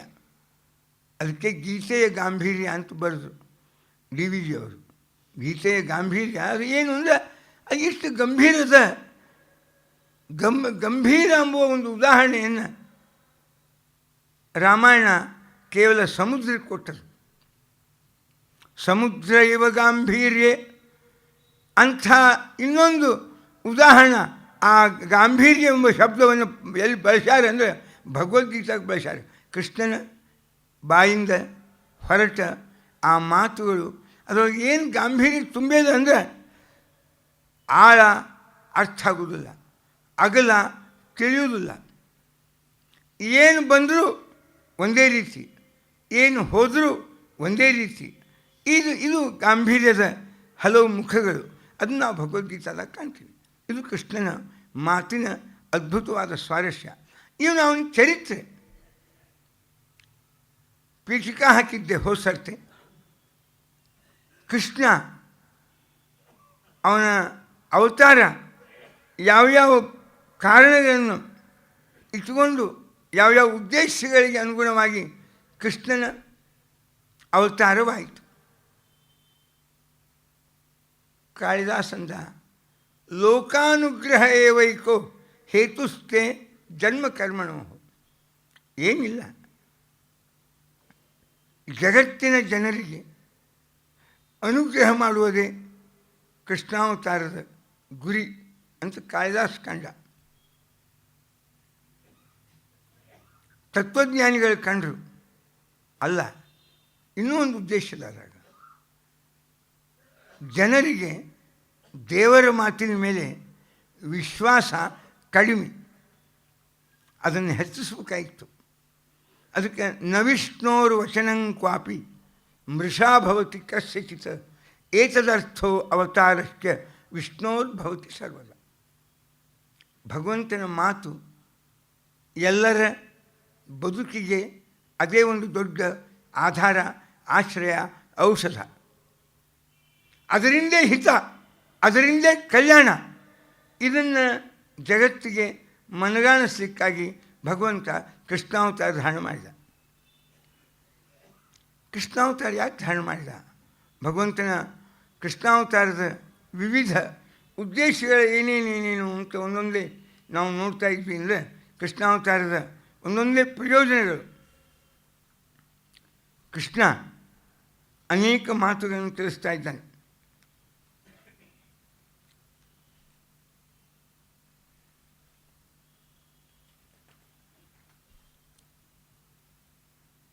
ಗುಣಪೂರ್ಣನಾದ ವ್ಯಕ್ತಿಯೇ ಗುಣಗಳ ಅಭಿವ್ಯಕ್ತಿಗೆ ಮಾಧ್ಯಮನಾಗಬಲ್ಲ.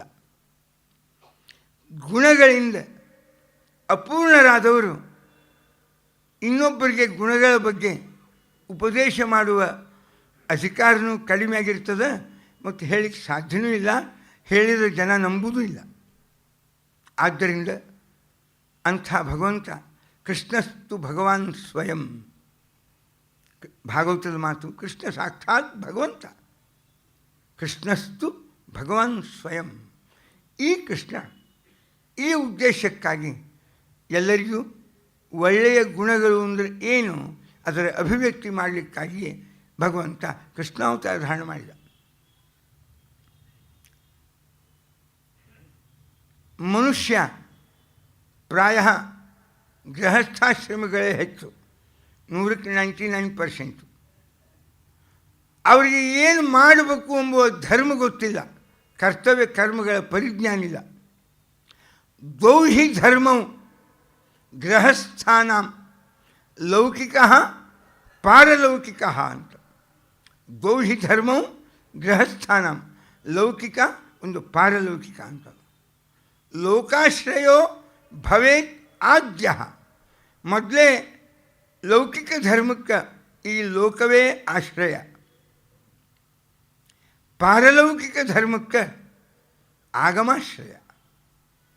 ಜೀವನದಾಗ ಈ ಜಗತ್ತು ನಮ್ಮ ಧರ್ಮದ ಒಂದು ದೊಡ್ಡ ಕೇಂದ್ರ ಭೂಮಿ, ಕರ್ತವ್ಯ ಭೂಮಿ.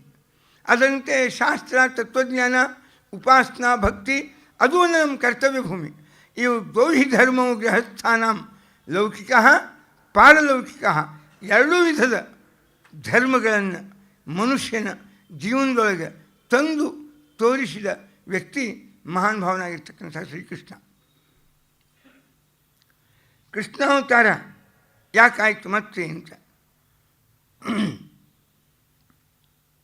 ಭಗವದ್ಭಕ್ತರಿಗೆ ಒಂದು ನಿರಾಶ. ದೇವರು ನಿರಾಕಾರ, ಅವ್ಯಕ್ತ ಸ್ವಭಾವ. ಅವ್ಯಕ್ತೈಕ ಸ್ವಭಾವವು, ಅವನ ಸ್ವಭಾವನೇ ಅವ್ಯಕ್ತ. ಯಾವಾಗಲೂ ದೇವರ ಅಭಿವ್ಯಕ್ತ ಆಗುವುದೇ ಇಲ್ಲ, ಅವ್ಯಕ್ತ ಸ್ವಭಾವ. ಅತೀಂದ್ರಿಯವಾದದ್ದನ್ನು ಅತೀಂದ್ರಿಯದಿಂದ ಕಾಣಬೇಕು. ಭೌತಿಕ ಇಂದ್ರಿಯಗಳಿಂದ ಭೌತಿಕವಾದ ವಸ್ತುಗಳನ್ನು ನಾವು ಕಾಣಲಿಕ್ಕೆ ಬರ್ತದೆ. ಒಂದು ತತ್ವಜ್ಞಾನದ ಮತ್ತು ವಿಜ್ಞಾನದ ಒಂದು ದೊಡ್ಡ ಸಮಸ್ಯೆ ಏನು ಅಂದರೆ, ಭೌತಿಕ ಇಂದ್ರಿಯಗಳಿಂದ ಅಭೌತಿಕ ವಸ್ತುಗಳ ಜ್ಞಾನ ಮಾಡ್ಕೊಳ್ಳಿಕ್ಕೆ ಬರ್ತದೆ, ಹಂಗೆ ಬರುವುದಿಲ್ಲ. ಅಭೌತಿಕ ಇಂದ್ರಿಯಗಳಿಂದಲೇ ಅಭೌತಿಕ ವಸ್ತುಗಳ ಜ್ಞಾನ ಮಾಡ್ಕೊಳ್ಳಿಕ್ಕೆ ಬರ್ತದೆ. ನಿಮ್ಮ ಮನಸ್ಸಿನ ಜ್ಞಾನ ಅಥವಾ ಮನಸ್ಸಿನೊಳಗೆ ಮೂಡುವ ಭಾವನೆಗಳು, ಬರುವ ಅನುಭವಗಳು, ಸುಖ ದುಃಖ, ನೋವು ನಲಿವು, ಜ್ಞಾನ ಅಜ್ಞಾನ, ಇದನ್ನು ಯಾರಾದರೂ ಈ ಭೌತಿಕ ಇಂದ್ರಿಯಗಳಿಂದ ಇವುಗಳನ್ನು ತಿಳಿಯಲಿಕ್ಕೆ ಸಾಧ್ಯತೆ ಏನು ಜಗತ್ತಿನಾಗ? ಎಲ್ಲೆಲ್ಲಿಯೂ ಸಾಧ್ಯನೇ ಇಲ್ಲ. ಭೌತಿಕವಾದದ್ದು ಭೌತಿಕ ವಸ್ತುಗಳ ಜ್ಞಾನವನ್ನು ಮಾಡಿಕೊಳ್ಳಬಹುದೇ ಹೊರತು ಅಭೌತಿಕವಾದದ್ದೇ ಚಿತ್ತದ ಜ್ಞಾನ ಮಾಡಿಕೊಳ್ಬೋದು. ಅಂತಿಕೊಂಡೇ ಒಂದು ಸಾಕ್ಷಿ ಅಂಬುದು ಅದು. ಯಾಕಂದರೆ ಈ ಸುಖ ದುಃಖಗಳ ಜ್ಞಾನಕ್ಕಾಗಿ ಬೇಕೇ ಬೇಕು. ಅದು ಇಲ್ಲದೆ ನಡೆಯುವುದೇ. ಇದೇ ಚೈತನ್ಯಮಯವಾಗಿರ್ತಕ್ಕ ಸಾಕ್ಷಿ, ಅದು ಅತೀಂದ್ರಿಯ. ಅದು ಇನ್ನುಳಿದ ಅತೀಂದ್ರಿಯವಾದ ಜ್ಞಾನವನ್ನು ಮಾಡ್ಕೊಳ್ಳಿಕ್ಕೆ ಸಾಧ್ಯದ, ಅದರ ಮೂಲಕವಾಗಿ ನಾವು ಮಾಡ್ಕೊಳ್ಳಿಕ್ಕೆ ಸಾಧ್ಯದ. ಹಾಗೆ ನಮಗೆ ಬೇಕಾಗಿರ್ತಕ್ಕ ಸಮಸ್ಯೆ ಕೃಷ್ಣ ಎರಡು ವಿಧದ ಧರ್ಮಗಳನ್ನು ಹೇಗೆ ತಿಳಿಸಿದ ಹಾಗೆ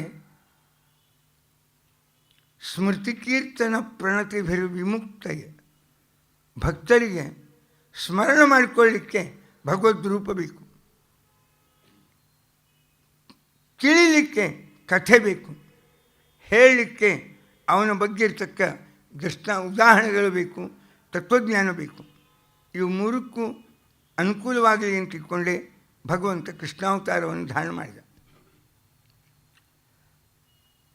ನಮ್ಮ ಯತೀಂದ್ರ ಮತದೀಪಿಕಾದೊಳಗೆ ಶ್ರೀವೈಷ್ಣವ ಮತದೊಳಗೆ ಯತೀಂದ್ರ ಮತದೀಪಿಕಾ ಅಂತ ಭಗವಂತನ ಅವತಾರಗಳು ವ್ಯೂಹ, ವಿಭವ, ಅರ್ಚ್ಯ, ಸ್ವಯಂ ವ್ಯಕ್ತ ಅಂತ 4 ಬಗೆಯ ಅವತಾರಗಳು. ಅರ್ಚ್ಯಾವತಾರ ಅಂದರೆ ಭಕ್ತರ ಕಡೆಯಿಂದ ತಾನು ಅವರ ಉಪಾಸನೆಯನ್ನು ಸ್ವೀಕಾರ ಮಾಡಲಿಕ್ಕಾಗಿ ದೇವರು ಕೆಲವೊಂದು ಅವತಾರ ಧಾರಣೆ ಮಾಡ್ತಾನೆ, ಅವು ಅರ್ಚ್ಯಾವತಾರ ಅಂತ. ಕೃಷ್ಣ ಅರ್ಚ್ಯಾವತಾರ, ನಮ್ಮ ಉಪಾಸನ ಸ್ವೀಕಾರ ಮಾಡಲಿಕ್ಕೆ ಬಂದವನು. ಹಾಗೆ ನಾವು ಕಾಣ್ತಾ ಇದ್ದೇವೆ ಭಗವಂತನ ಕೃಷ್ಣಾವತಾರದ ಒಂದೊಂದೇ ಹಿರಿಮೆಯನ್ನು ಕಾಣುವಾಗ ಇನ್ನು ಎಲ್ಲ ದೇವತೆಗಳ ಕಡೆಯಿಂದ ಸಾಧನೆ ಮಾಡಿಸಬೇಕಾಯಿತು. ಅದಕ್ಕಾಗಿ ಭಗವಂತ ಕೃಷ್ಣಾವತಾರವನ್ನು ಧಾರಣ ಮಾಡಿದ. ಕೃಷ್ಣ ಯಾಕೆ ಅವತಾರವನ್ನು ಧಾರಣ ಮಾಡಿದ? ಆ ಅವತಾರದ ಉದ್ದೇಶಗಳೇನು? ಅದಿತಿ ಕಶ್ಯಪರು ಅವರೇ ಬೇಡ್ಕೊಂಡಿದ್ದರು ಭಗವಂತ ಮಗನಾಗಿ ದೊರಕಬೇಕು ಅಂತ. ಅವರ ಬ್ರಹ್ಮದೇವರು ಕೊಟ್ಟ ವರಕ್ಕೆ ಅನುಗುಣವಾಗಿ ಸತ್ಯಂ ವಿಧಾತು ನಿಜಭೃತ್ತೇನ ಚತುರ್ಮುಖ ಬ್ರಹ್ಮದೇವರಿಂದ ಆಡಿದ ಮಾತು ಅವಶ್ಯವಾಗಿ ಭಗವಂತ ಅವತಾರ ಧಾರಣ ಮಾಡ್ತಾನಂತ. ಅದಕ್ಕಾಗಿ ಭಗವಂತ ಅವರೇ ಅದಿತಿ ಮತ್ತು ಕಶ್ಯಪರೇ ವಸುದೇವ ದೇವಕಿಯರಾಗುವುದರಿಂದ ಮತ್ತು ಅವರಿಗೋಸ್ಕರವಾಗಿ ಭಗವಂತ ಕೃಷ್ಣಾವತಾರವನ್ನು ಧಾರಣ ಮಾಡಿದ. ದ್ರೋಣ, ಧರ, ವಸುಪತ್ನಿ ಅವರು ಬೇಡ್ಕೊಂಡಿದ್ದರು ಭಗವಂತ ಮಗನಾಗಿ ದೊರಕಬೇಕು ಅಂತ. ಅದಕ್ಕೋಸ್ಕರವಾಗಿ ಭಗವಂತ ಕೃಷ್ಣಾವತಾರವನ್ನು ಅದಕ್ಕೋಸ್ಕರವಾಗಿ ಧಾರಣ ಮಾಡಿದ. ಭಗವಂತ ಈಗಾಗಲೇ 2 ರೂಪದಿಂದ ಉಪಸ್ಥಿತನಿದ್ದ, ಒಂದು ಪರಶುರಾಮ ರೂಪ, ಒಂದು ವೇದವ್ಯಾಸ ರೂಪದಿಂದ. ಮತ್ತ್ಯಾಕೆ ಕೃಷ್ಣ ಅಂತ ಒಂದು ರೂಪದಿಂದ ಬರಬೇಕಾಯಿತು? ಹೌದು, ನಿಜ. ವೇದವ್ಯಾಸರಿಗೂ ಮಹಾಭಾರತಕ್ಕೂ ಘನಿಷ್ಠವಾದ ಸಂಬಂಧ. ಕೌರವರು, ಪಾಂಡವರು ವೇದವ್ಯಾಸ ದೇವರಿಗೆ ಮೊಮ್ಮಕ್ಕಳು. ಹೀಗಾಗಿ ಈ ದುಷ್ಟರ ಸಂಹಾರ ಎಂಬುದು ಮತ್ತು ಕೃಷ್ಣನ ಕೌರವಾಣಾಂ ನಿಧನಾಯ ಚ ಅಂತ ಜಾತಃ ಕಂಸವಧಾರ್ಥಾಯ ಭೂಭಾರೋದ್ಧಾರಣಾಯ ಚ ಕೌರವಾಣಾಂ ವಿನಾಶಾಯ ಅಂತ ನಾವು ಈ ಕೃಷ್ಣಾರ್ಘ್ಯ ಕೊಡ್ತೀವಲ್ಲ ಗೋಕುಲಾಷ್ಟಮಿ, ಇದು ಒಂದು ಸೇರೇದಾದಾಗ. ಕೌರವರು ಸಂಹಾರ ಮಾಡಬೇಕು ಅಂದರೆ ಅವರೆಲ್ಲ ಮೊಮ್ಮಕ್ಕಳು, ಅವರು ಸಂಹಾರ ಮಾಡೋದು ಹೆಂಗೆ? ಅಲ್ಲ, ಅವ್ರಿಗೇನು ದಾಕ್ಷಿಣ್ಯ ಇಲ್ಲ ಭಗವಂತನಿಗೆ. ಅವ್ರಿಗೆ ವಿರೋಧ, ವೇದವ್ಯಾಸರ ಪರಶುರಾಮ ದೇವರ ವಿರೋಧ. ಇವರು ಯಾರು ಕೌರವರು ಪಾಂಡವರು ಮಾಡಲಿಕ್ಕೆ ತಯಾರಿಲ್ಲ. ಮತ್ತು ಇವರು ವಿರೋಧ ಮಾಡದೇ ಇದ್ದಾಗ ಇವ್ರನ್ನ ಸಂಹಾರ ಮಾಡೋದು ಅವ್ರ ಕಡೆಯಿಂದ ಸಾಧ್ಯ ಇಲ್ಲ. ಜೊತೆಗೆ ಅವ್ರಿಗೊಂದು ದಾಕ್ಷಿಣ್ಯ, ಇವ್ರನ್ನ ಹೆಂಗೆ ಸಂಹಾರ ಮಾಡೋದು ಮೊಮ್ಮಕ್ಕಳನ್ನ ಅನ್ನೋ ದೃಷ್ಟಿಯಿಂದ. ಅದಕ್ಕೆ ಈ ದೇಹ ಸಂಬಂಧದ ದಾಕ್ಷಿಣ್ಯ ಇರದೇ ಇರತಕ್ಕ ಒಂದು 3ನೇ ಅವತಾರ ಬೇಕು ಅಂತ ಕೃಷ್ಣಾವತಾರ ಆಯಿತು. ಪರಶುರಾಮ ದೇವರು ವಿದ್ಯಾ ಸಂಬಂಧ ಈ ಎಲ್ಲ ಜೊತೆಗೂ ಭೀಷ್ಮ, ದ್ರೋಣ, ಕೃಪಾ, ಕರ್ಣ, ದುರ್ಯೋಧನ, ದುಶ್ಯಾಸನ ಎಲ್ಲರಿಗೂ ಮತ್ತು ಪರಶುರಾಮ ದೇವರಿಗೂ ವಿದ್ಯಾ ಸಂಬಂಧ. ಅವರ ಶಿಷ್ಯರು ಇವರೆಲ್ಲ. ಕೆಲವರು ಸಾಕ್ಷಾತ್ ಶಿಷ್ಯರು. ಪರಶುರಾಮ ದೇವರ ಬಳಿಯಲ್ಲಿಯೇ ಅಧ್ಯಯನ ಮಾಡಿದ ಮಹಾನುಭಾವರು ದ್ರೋಣಾಚಾರ್ಯರು, ಭೀಷ್ಮಾಚಾರ್ಯರು, ಅದಂತೆ ಕೃಪಾಚಾರ್ಯರು, ಕರ್ಣ. ಆದ್ದರಿಂದ ಇವರೆಲ್ಲರೂ ವಿರೋಧಿಗಳಾಗಿ ನಿಂತಾಗ ಸಂಹಾರ ಮಾಡೋದು ಹೆಂಗೆ? ಆದ್ದರಿಂದ ಈ ವಿದ್ಯಾ ಸಂಬಂಧ ಯಾರ್ಯಾರು ಜೋಡಿಯದ ಅಂಥವ್ರನ್ನ ಸಂಹಾರ ಮಾಡೋದು ಸಂಕೋಚ, ಇವರಿಗೆ ವಿರೋಧ ಮಾಡೋದು ಸಂಕೋಚ, ಅವ್ರಿಗೆ ಸಂಹಾರ ಮಾಡೋದು ಸಂಕೋಚ. ಇವು ಎರಡೂ ಸಂಬಂಧ ಇರಬಾರ್ದು. ಒಂದು ದೇಹ ಸಂಬಂಧ, ಒಂದು ವಿದ್ಯಾ ಸಂಬಂಧ. ಅಂಥವನಾಗೆ ಬರಬೇಕು ಅಂತಿಕೊಂಡೆ ಭಗವಂತ ಒಬ್ಬ ವೀರ ಕ್ಷತ್ರಿಯನಾಗಿ ಯದುಕುಲದಲ್ಲಿ ಕೃಷ್ಣನಾಗಿ ಬಂದು ಈ ಎರಡೂ ಸಂಬಂಧ ಇರದೇ ಇರತಕ್ಕ ಅಂದಿನ ಎಲ್ಲ ವಿಧದ ದುಷ್ಟರ ಸಂಹಾರದ ಒಂದು ಕಾರ್ಯವನ್ನು ಭಗವಂತ ಮಾಡಿದ. ಇದನ್ನು ಮಾಡಲಿಕ್ಕಾಗಿ ಭಗವಂತ ಕೃಷ್ಣಾವತಾರವನ್ನು ಧಾರಣ ಮಾಡಿದ. ಸಮಾಜ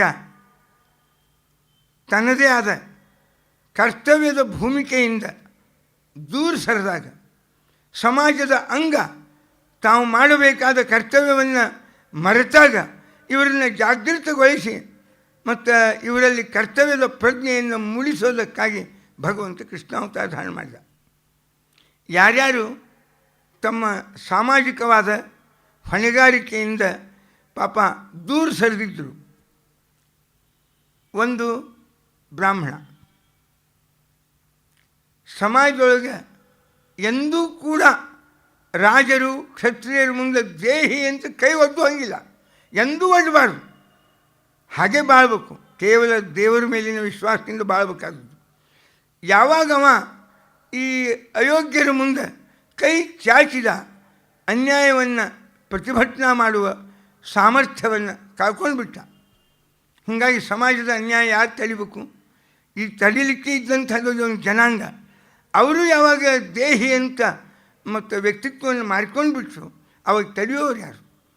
ಅವ್ರು ಹೆಂಗಾತು? ಅದು ಯಾವ ವ್ಯಕ್ತಿ ಒಂದಾನೊಂದು ಕಾಲಕ್ಕೆ ಸರ್ವೇ ನಿರೋಧಯಾಮಾಸು ದೇವಾಪೇರ್ ಅಭಿಷೇಚರಂ. ದೇವಾಪಿ ಅಂತ, ದೇವಾಪಿ, ಬಾಲ್ಹಿಕ, ಶಂತನು ಅಂತ 3 ಮಂದಿ ಅಂತಮ್ಮಂದು. ದೇವಾಪಿಗೆ ಅಭಿಷೇಕ ಮಾಡ್ತೀನಿ ಅಂತ ಪ್ರದೀಪ್ ಮಹಾರಾಜ, ಬೇಡ ಅಯೋಗ್ಯಿದ್ದಾನ ಬೇಡ ಅಂತ, ಇಲ್ಲ ನಾನು ಮಾಡ್ತೀನಿ ಅಂತ ಎಲ್ಲ ಬ್ರಾಹ್ಮಣರು ವಿರೋಧ ಮಾಡಿರೋದು. ಹಂಗಿತ್ತ ಒಂದಾನೊಂದು ಕಾಲಕ್ಕೆ ಅನ್ಯಾಯವನ್ನು ತಡೆಯುವ ಒಂದು ವ್ಯಕ್ತಿತ್ವವನ್ನು ಇಟ್ಕೊಂಡಿದ್ರು ಆಗಿನ ಕಾಲಕ್ಕೆ. ಆದರೆ ಅದು ದ್ರೋಣಾಚಾರ್ಯರ ರೂಪದಿಂದ ದುರ್ಯೋಧನಾದಿಗಳು ಏನೇ ಅನ್ಯಾಯ ಮಾಡಿದರೂ ಒಬ್ಬ ಮೂಕ ಪ್ರೇಕ್ಷಕನಾಗುವುದನ್ನು ಬಿಟ್ಟು ಇನ್ನು ಹೆಚ್ಚಿಂದ ಏನೂ ಮಾಡಲಿಕ್ಕೆ ಆಗಲಾರ್ದಂಥ ಒಂದು ಅವಸ್ಥೆ ನಿರ್ಮಾಣ ಆಯಿತು. ಸ್ವಯಂ ದ್ರೋಣಾಚಾರ್ಯರು ಭೀಷ್ಮಾಚಾರ್ಯ ಹೇಳ್ತಾರೆ ದುರ್ಯೋಧನಿಗೆ, ಶ್ರೂಯತಾಂ ಯದಿ ರೋಚತೆ, ನಿನಗೆ ಸೇರ್ತಿದ್ರೆ ನಮ್ಮ ಉಪದೇಶಗಳನ್ನು ನೀನು ಸ್ವೀಕಾರ ಮಾಡಬಹುದು ಅಂತ. ಹಿಂಗೆ ಒಬ್ಬ ಹಿರಿಯರು ಇಷ್ಟ ಲಾಚಾರಿಯಾಗಿ ದೀನರಾಗಿ ಮನೆಯ ತಮ್ಮ ಮೊಮ್ಮಕ್ಕಳ ಮುಂದೆ ಅವರು ಮಾಡುವ ಅನ್ಯಾಯವನ್ನು ಪ್ರತಿಭಟನಾ ಮಾಡಲಿಕ್ಕೆ ಬೇಕಾಗುವ ಹಿರಿಯತನವನ್ನು ಕಳ್ಕೊಂಡು ಅವ್ರ ಮುಂದೆ ಯಾಚನಾ ಮಾಡುವಂತಹ ಒಂದು ಪರಿಸ್ಥಿತಿ ನಿರ್ಮಾಣ ಆದರೆ ಸಮಾಜ ಉಚ್ಛೃಂಖಲ ಆಗ್ತದೆ. ತಡೆಯೋರು ಯಾರು? ಅದಕ್ಕಾಗಿ ಅದರ ಪುನರುಜ್ಜೀವನಗೊಳಿಸಬೇಕು ಅಂತ ಆ ಗೌರವ, ಆ ಸ್ಥಾನ, ಆ ಕರ್ತವ್ಯ ಪ್ರಜ್ಞೆ, ಅವರಿಗೆ ಇರಬೇಕಾಗಿರ್ತಕ್ಕ ಆದರ್ಶ ಸ್ವಚ್ಛ ಹೇಳಿ ತೋರಿಸಿದ. ನಿಮಗೆ ಆಶಾ ಬೆಳೀತು ಅಂತಂದರೆ ವ್ಯಕ್ತಿತ್ವವನ್ನು ಮಾರ್ಕೋಬೇಕಾಗ್ತದೆ. ಅವಶ್ಯಕತೆ, ಆಶೆಗಳು ಕಡಿಮಿದ್ರೆ ನಮ್ಮ ವ್ಯಕ್ತಿತ್ವ ನಾವು ಉಳಿಸೋಳಿಕ್ಕೆ ಸಾಧ್ಯ ಇಲ್ಲ. ಇದನ್ನು ಸ್ವಚ್ಛ ಇಲ್ಲ. ಅವನು ಯಾವನೋ ರುಕ್ಮಿಣಿ ಪತ್ರ ತೊಗೊಂಡು ಬಂದಿದ್ದ. ಆ ಬಂದು ಬ್ರಾಹ್ಮಣನ ಕೇಳಿದ, ಸಂತುಷ್ಟೋ ಎಲ್ಲಿ ವರ್ತೈತ ಬ್ರಾಹ್ಮಣೋ ಏನಕ್ಕೇನಕ್ಕಿತ, ನೀವು ಚೆನ್ನಾಗಿದ್ದೀರಿ, ಸಂತೃಪ್ತಿಯಿಂದ ಇರ್ಬೇಕು, ಏನು ದೇವರು ಕೊಟ್ಟಾನ ಆನಂದದಿಂದ ಇರ್ಬೇಕು ಅದರೊಳಗೆ. ಇಲ್ಲ ಅಂದರೆ ತನ್ನ ಆದರ್ಶ, ತನ್ನ ಕರ್ತವ್ಯಗಳಿಂದ ಮನುಷ್ಯ ಕೆಳಗಿಳಿಯುವ ಪ್ರಸಂಗ ಬರ್ತದೆ ಅಂತ ಸ್ವಚ್ಛ. ಅದು ದಶಮಸ್ಕಂದ ರುಕ್ಮಿಣಿಯ ಪತ್ರ ತೊಗೊಂಡು ಬಂದಂಥ ಬ್ರಾಹ್ಮಣಿಗೆ ಹೇಳಿರ್ತಕ್ಕಂಥ ಮಾತು. ಹಿಂಗೆ ಅಸಂತುಷ್ಟೋ ದ್ವಿಜೋ ನಷ್ಟ. ತೃಪ್ತಿ ಕಡಿಮೆ ಆಯಿತು ಬ್ರಾಹ್ಮಣರಿಗೆ, ಆಶಾ ಬೆಳೀತು, ಅವಶ್ಯಕತೆ ಬೆಳೀತು. ಆವಾಗ ಇನ್ನೊಬ್ಬರ ಮುಂದೆ ಕೈವಟ್ಟಿದ್ರು. ಹೋಗಿ ಪರಶುರಾಮ ದೇವ್ರ ಮುಂದೆ ದ್ರೋಣಾಚಾರ್ಯರು ಅವರು ಇಲ್ಲ ಅಂದಾಗ ಕಡೆಗೆ ದ್ರುಪದನ ಮುಂದೆ, ಅವನು ಇಲ್ಲ ಅಂತನೂ ಹೋಗಿ ದುರ್ಯೋಧನ ಮುಂದೆ ಜಗಾದ ಭುಕ್ತಿಂ ಮಮ ಕಲ್ಪತಾಮಿತಿ. ಇದು ಹಿಂಗೆ ಜೀವನದಾಗ ದೇವರನ್ನು, ಧ್ಯೇಯವನ್ನು, ಆದರ್ಶವನ್ನು, ಧರ್ಮವನ್ನು ಮರೆತು ಮನುಷ್ಯ ಇಷ್ಟು ಭೋಗ ಜೀವನಕ್ಕೆ ಇಳಿದಾಗ ಮಾಡಬೇಕಾದ ಕರ್ತವ್ಯ ಬಿಟ್ಟು ಬಿಡ್ತಾನೆ. ತಡಿಬೇಕಾಗಿರ್ತಕ್ಕ ಅನ್ಯಾಯವನ್ನು ತಡೆಯುವುದಿಲ್ಲ. ಅಯೋಗ್ಯರನ್ನು ಬೆಂಬಲಿಸುವುದನ್ನು ಬಿಟ್ಟರೆ ಇನ್ನು ಯಾವ ಉಪಾಯನೂ ಅವನಿಗೆ ಇರುವುದಿಲ್ಲ. ಇದರಿಂದ ಸಮಾಜದ ವಿರೋಧ ಇಲ್ಲದೇ ಇದ್ದುದರಿಂದ ಅದರ ನೈತಿಕ ಅಧಃಪತನ ಬೆಳ್ಕೋತ ಹೋಗ್ತದೆ. ಅದು ಆಗಬಾರ್ದು. ಅದಕ್ಕೆ ಆ ವ್ಯಕ್ತಿತ್ವ ಪುನರುಜ್ಜೀವನಗೊಳಿಸಬೇಕು ಅನ್ನೋ ದೃಷ್ಟಿಯಿಂದಲೇ ಭಗವಂತ ಕೃಷ್ಣಾವತಾರವನ್ನು ಧಾರಣ ಮಾಡಿದ. ಅವ್ಯಕ್ತನಾದ ಭಗವಂತ ನಾವೇನೋ ಸಾಮಾನ್ಯ ಸಾಧಕರು, ಅತಿ ಸಾಮಾನ್ಯ ಭಕ್ತರು. ದೇವರು ನಮ್ಮಂಥವ್ರ ಜೋಡಿನೂ ಇರ್ತಾನೇನು, ಅಲ್ಲ ನಮ್ಮಂಥವ್ರನ್ನೂ ಬೆಂಬಲಿಸ್ತಾನೇನು ಅಂತ ಈ ಅವ್ಯಕ್ತ ಭಗವಂತ ವ್ಯಕ್ತ ಆಗುವುದರೆ ಹೆಂಗಂಬುದು ಒಂದು ಸಮಸ್ಯೆ. ಸಾಮಾನ್ಯರಾಗಿರ್ತಕ್ಕ ನಮ್ಮನ್ನು ದೇವರು ಕಾಪಾಡ್ತಾನೇನು ಎಂಬುದು ಇನ್ನೊಂದು ಸಮಸ್ಯೆ.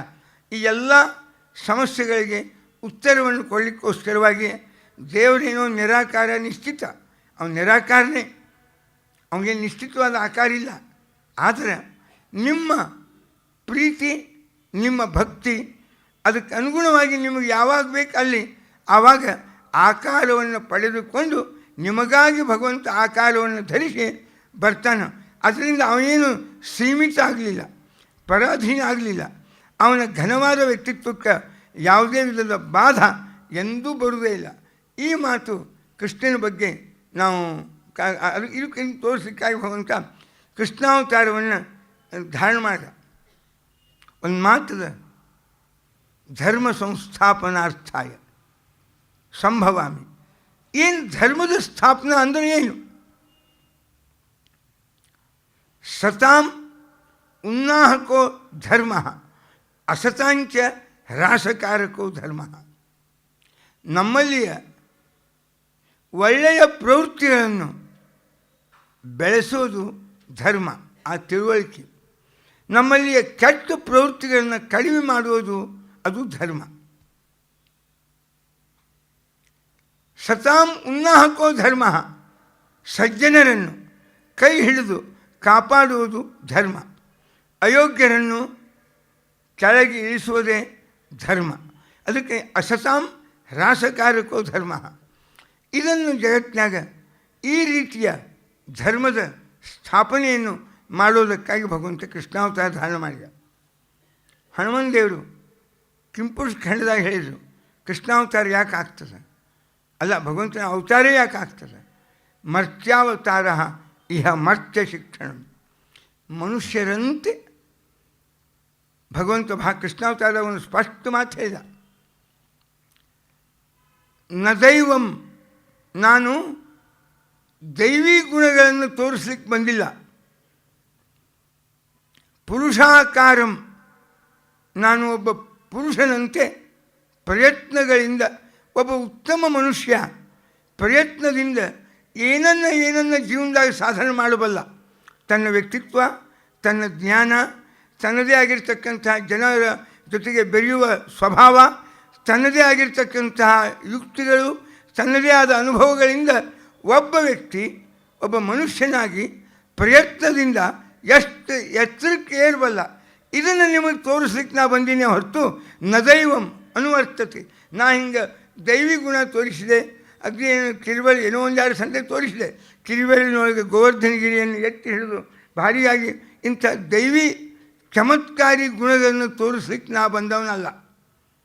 ಮನುಷ್ಯನಿಗೆ ಚಮತ್ಕಾರವನ್ನು ತೋರಿಸಿ ಭಾವುಕತೆಯ ದುರುಪಯೋಗವನ್ನು ಮಾಡ್ಕೊಂಬ ಪ್ರವೃತ್ತಿ ನಂದಲ್ಲ ಅಂತ ಸ್ವಚ್ಛ ಹೇಳ್ತಾನೆ.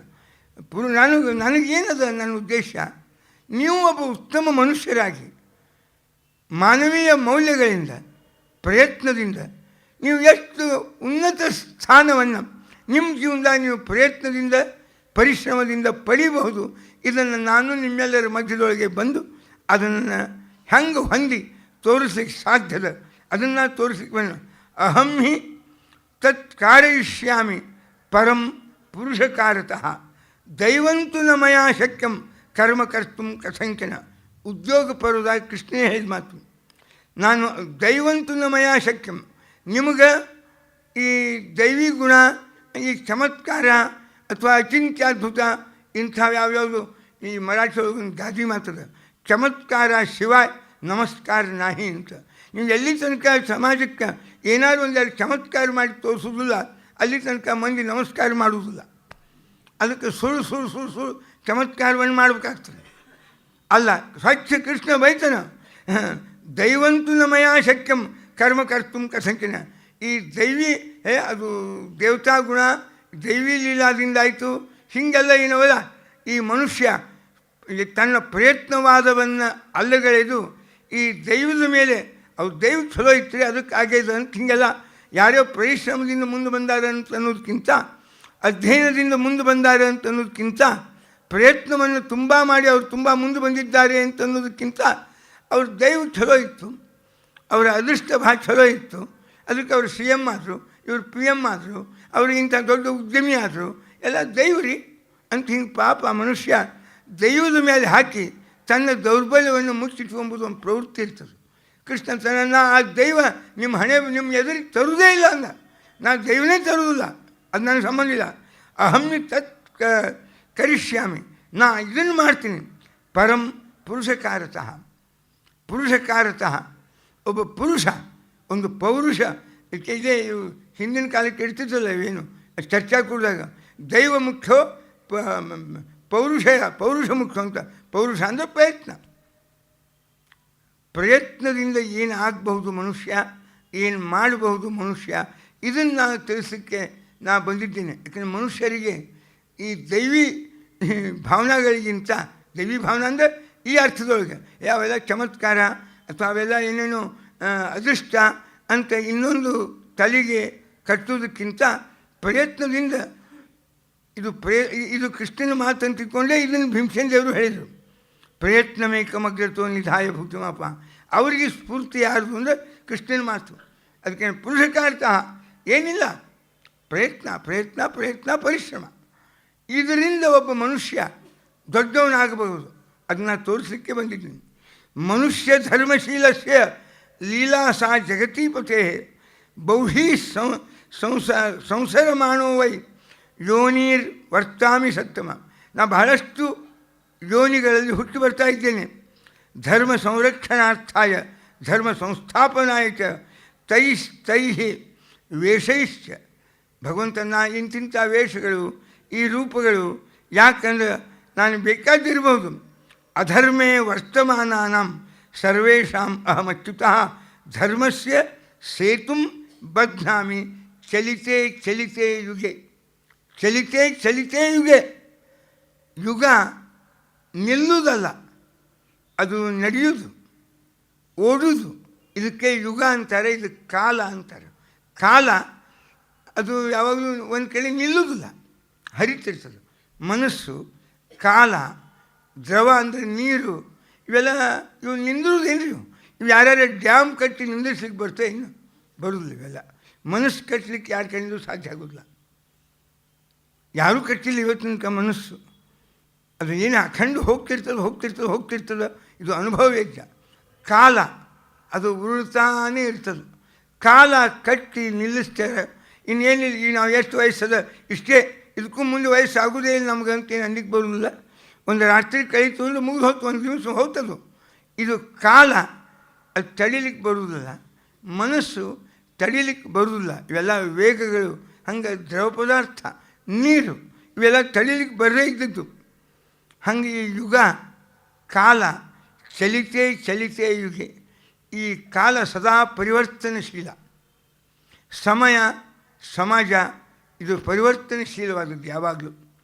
ಇಂಥ ಯುಗದೊಳಗೆ ಯಾವ ಕಾಲಕ್ಕೆ ನಾವು ಎಂಥ ಕಾಲಕ್ಕೆ ಬಂದರೂ ಜೀವನದಾಗ ಒಂದು ಕರ್ತವ್ಯ ಕರ್ಮ, ಒಂದು ಧರ್ಮ ಅಂತ ಅದಕ್ಕೂ ನಮಗೂ ಒಂದು ಎಲ್ಲರಿಗೂ, ಎಲ್ಲ ಜೀವರಾಶಿಗಳಿಗೂ ಅವರ ಬದುಕಿಗೆ ಒಂದು ತಿಳುವಳಿಕೆಯ, ಒಂದು ನಡವಳಿಕೆಯ, ಒಂದು ಧರ್ಮದ, ಒಂದು ಕರ್ತವ್ಯ ಪ್ರಜ್ಞೆಯ ಸಂಬಂಧವನ್ನು, ಸೇತುವೆಯನ್ನು ಎಲ್ಲ ಕಾಲದಾಗೂ ಉಪಯೋಗ ಆಗುವ ಹಂಗೆ ಕಟ್ಟಲಿಕ್ಕಾಗಿ ನಾನು ಕೃಷ್ಣಾವತಾರ ಧಾರಣ ಮಾಡಿದ್ದೇನೆ ಅಂತ ಸ್ವಚ್ಛತಾನು. ಅದಕ್ಕೆ ಧರ್ಮ ತಾಸ್ತಾ ಯೋನಿ ಪ್ರವಿಶ್ಯಾಹಂ ಪ್ರಜಾನಾಂ ಹಿತಕಾಮ್ಯ. ಅದಕ್ಕಾಗಿ ನಾನು ಈ ಅವತಾರವನ್ನು ಧಾರಣ ಮಾಡಿದ್ದೇನೆ ಅಂತ ಪರಮಾತ್ಮ ಮತ್ತು ಹೇಳ್ತಾ ಇದ್ದಾನೆ. ಪರಮಾತ್ಮ ಇನ್ನೊಂದು ಮಾತು ಯಾಕೆ ಅವತಾರ ಧಾರಣ ಮಾಡಿದ? ರಾಮಾಯಣ ಕಾಲದ ಆಸುರಿ ಶಕ್ತಿಗಳು ಪುನಃ ಮತ್ತು ಈ ದ್ವಾಪರ ಯುಗದೊಳಗೆ ತಲೆ ಎತ್ತಿದ್ದು. ಆಸುರಿ ಶಕ್ತಿಗಳು, ಈ ಆಸುರಿ ಶಕ್ತಿಗಳು ಬೆಳೆದು ಅಂದರೆ ತಪ್ಪೇನು ಸಮಾಜಕ್ಕೆ ಅಂತ. ಸಮಾಜಕ್ಕೆ ಆಸುರಿ ಶಕ್ತಿಗಳಿಂದ ಬಾಧಕದ ಇದು ಎಲ್ಲರಿಗೂ ಗೊತ್ತದೆ. ಒಂದು ಆಸುರಿ ಶಕ್ತಿಗಳು ಬೆಳೀತು ಅಂದರೆ ಜನರಿಗೆ ಧರ್ಮದ ಮೇಲಿನ ವಿಶ್ವಾಸ ಹೋಗ್ತದೆ. ತಪ್ಪಿಗೆ ಶಿಕ್ಷೆ ಆಗಲಿಲ್ಲ ಅಂದರೆ, ಒಳ್ಳೆಯದಕ್ಕೆ ಪುರಸ್ಕಾರ ಸಿಗಲಿಲ್ಲ ಅಂದರೆ ಜನರಿಗೆ ಧರ್ಮದ ಮೇಲಿನ ವಿಶ್ವಾಸ ಹೋಗ್ತದೆ. ಧರ್ಮಸ್ಯ ಮಿಥ್ಯಾತ್ವ ಭಯಾದ್ವಯಂ ತ್ವಾಂ ಶರಣಂ ಪ್ರಪನ್ನ. ಜನರಿಗೆ ಧರ್ಮನೇ ಸುಳ್ಳು ಅಂತ ಅನ್ಬಿಟ್ಟು ಏನು ಇಷ್ಟು ಉದಾಸೀನತ ಇವತ್ತಿನ ನಮ್ಮೆಲ್ಲ ಸಮಾಜದೊಳಗೆ ಬಂದುಬಿಟ್ಟದಂದರೆ ಯಾವುದರ ಬಗ್ಗೆನೇ ಹೇಳಿ ಒಟ್ಟು ಉದಾಸೀನತ. ಹಿಂಗ್ಯಾಕೆ ಜನರ ಮನೋಭಾವನೆ ಆಯಿತು? ಧರ್ಮ ಕಾರಣ ನೋಡ್ತೀವ, ಜಗಳ, ತೋಟಿ, ಅಪ್ರಾಮಾಣಿಕತೆ, ವಂಚನ. ಅಲ್ಲಿ ಆ ಧರ್ಮ ಸೋಗನು ಎಲ್ಲ ಸೋಗಿನೊಳಗೆ ಧರ್ಮ, ಸಂಪಾದನೆಗಾಗೇ ಧರ್ಮ. ಇದು ಧರ್ಮ ಧಾರ್ಮಿಕ ಕ್ಷೇತ್ರನೂ ಈ ಪೊಲ್ಯೂಷನ್ ಅಂತಲ್ಲ, ಈ ದೂಷಿತ ಆಗೋದ್ರಿಂದ ಉಳಿದಿಲ್ಲ. ಇನ್ನು ರಾಜಕಾರಣ ಏನು, ಅದಕ್ಕೆ ಈ ಬುದ್ಧಿಜೀವಿಗಳು ಉದಾಸೀನ ಆದರೆ ಸಮಾಜ ಬಹಳ ಲಘು ಕೆಡ್ತದೆ. ಇವ್ರು ಲಘುನೇ ಉದಾಸೀನ ಆಗಿಬಿಡ್ತಾರೆ. ಏನು ಮಾಡ್ತಾನೆ, ಯಾವ ಬಂದು ಅಷ್ಟೇ ಇದೆ ನಮ್ಮ ಹಣೆ ಬರ. ಯಾಕೆ ಈ ನೋಡಿರಿ, ಇಷ್ಟು ಅಪರಾಧ ಮಾಡಲಿಕ್ಕೆ ಹತ್ತದ ಮಂದಿ, ಇಷ್ಟು ಓಪನ್ನಾಗಿ ಇಷ್ಟು ಅಪರಾಧ ಸಮಾಜದೊಳಗೆ ನಡೆದ್ರೆ ಅದನ್ನು ತಡೆಯೋ ಸಾಮರ್ಥ್ಯ ಯಾರಿಗದ?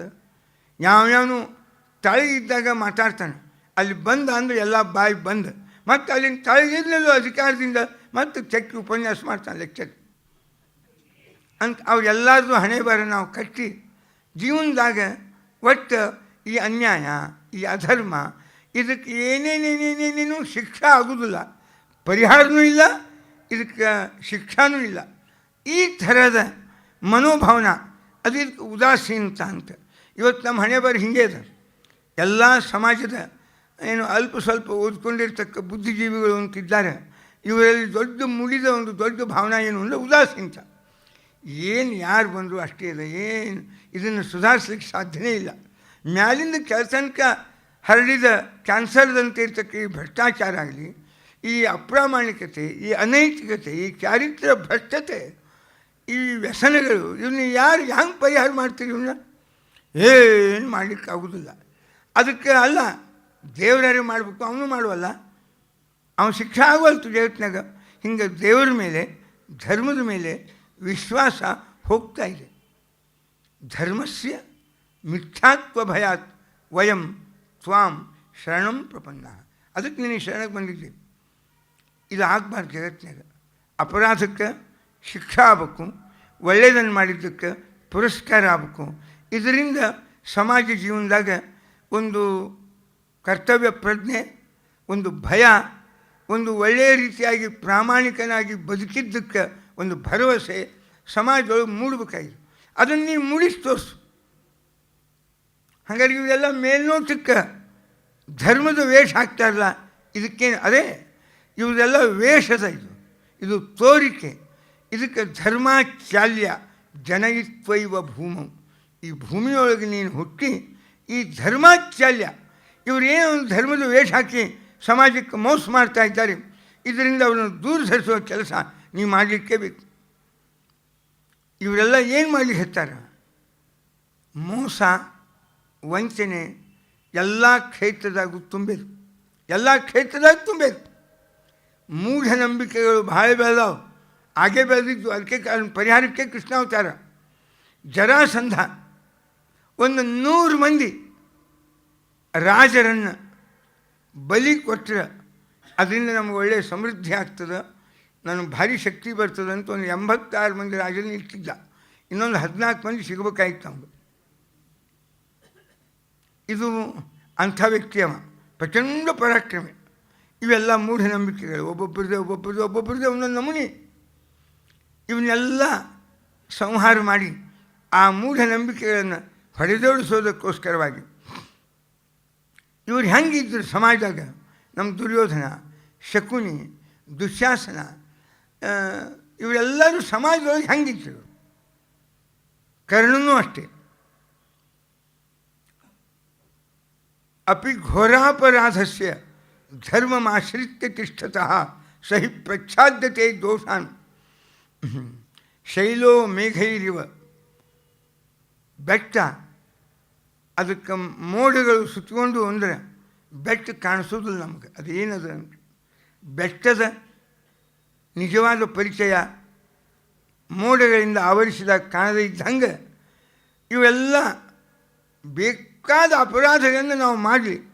ಅಪಿ ಘೋರಾಪರಾಧಸ್ಯ ಧರ್ಮಂ ಆಶ್ರಿತ್ಯ ತಿಷ್ಠತಃ.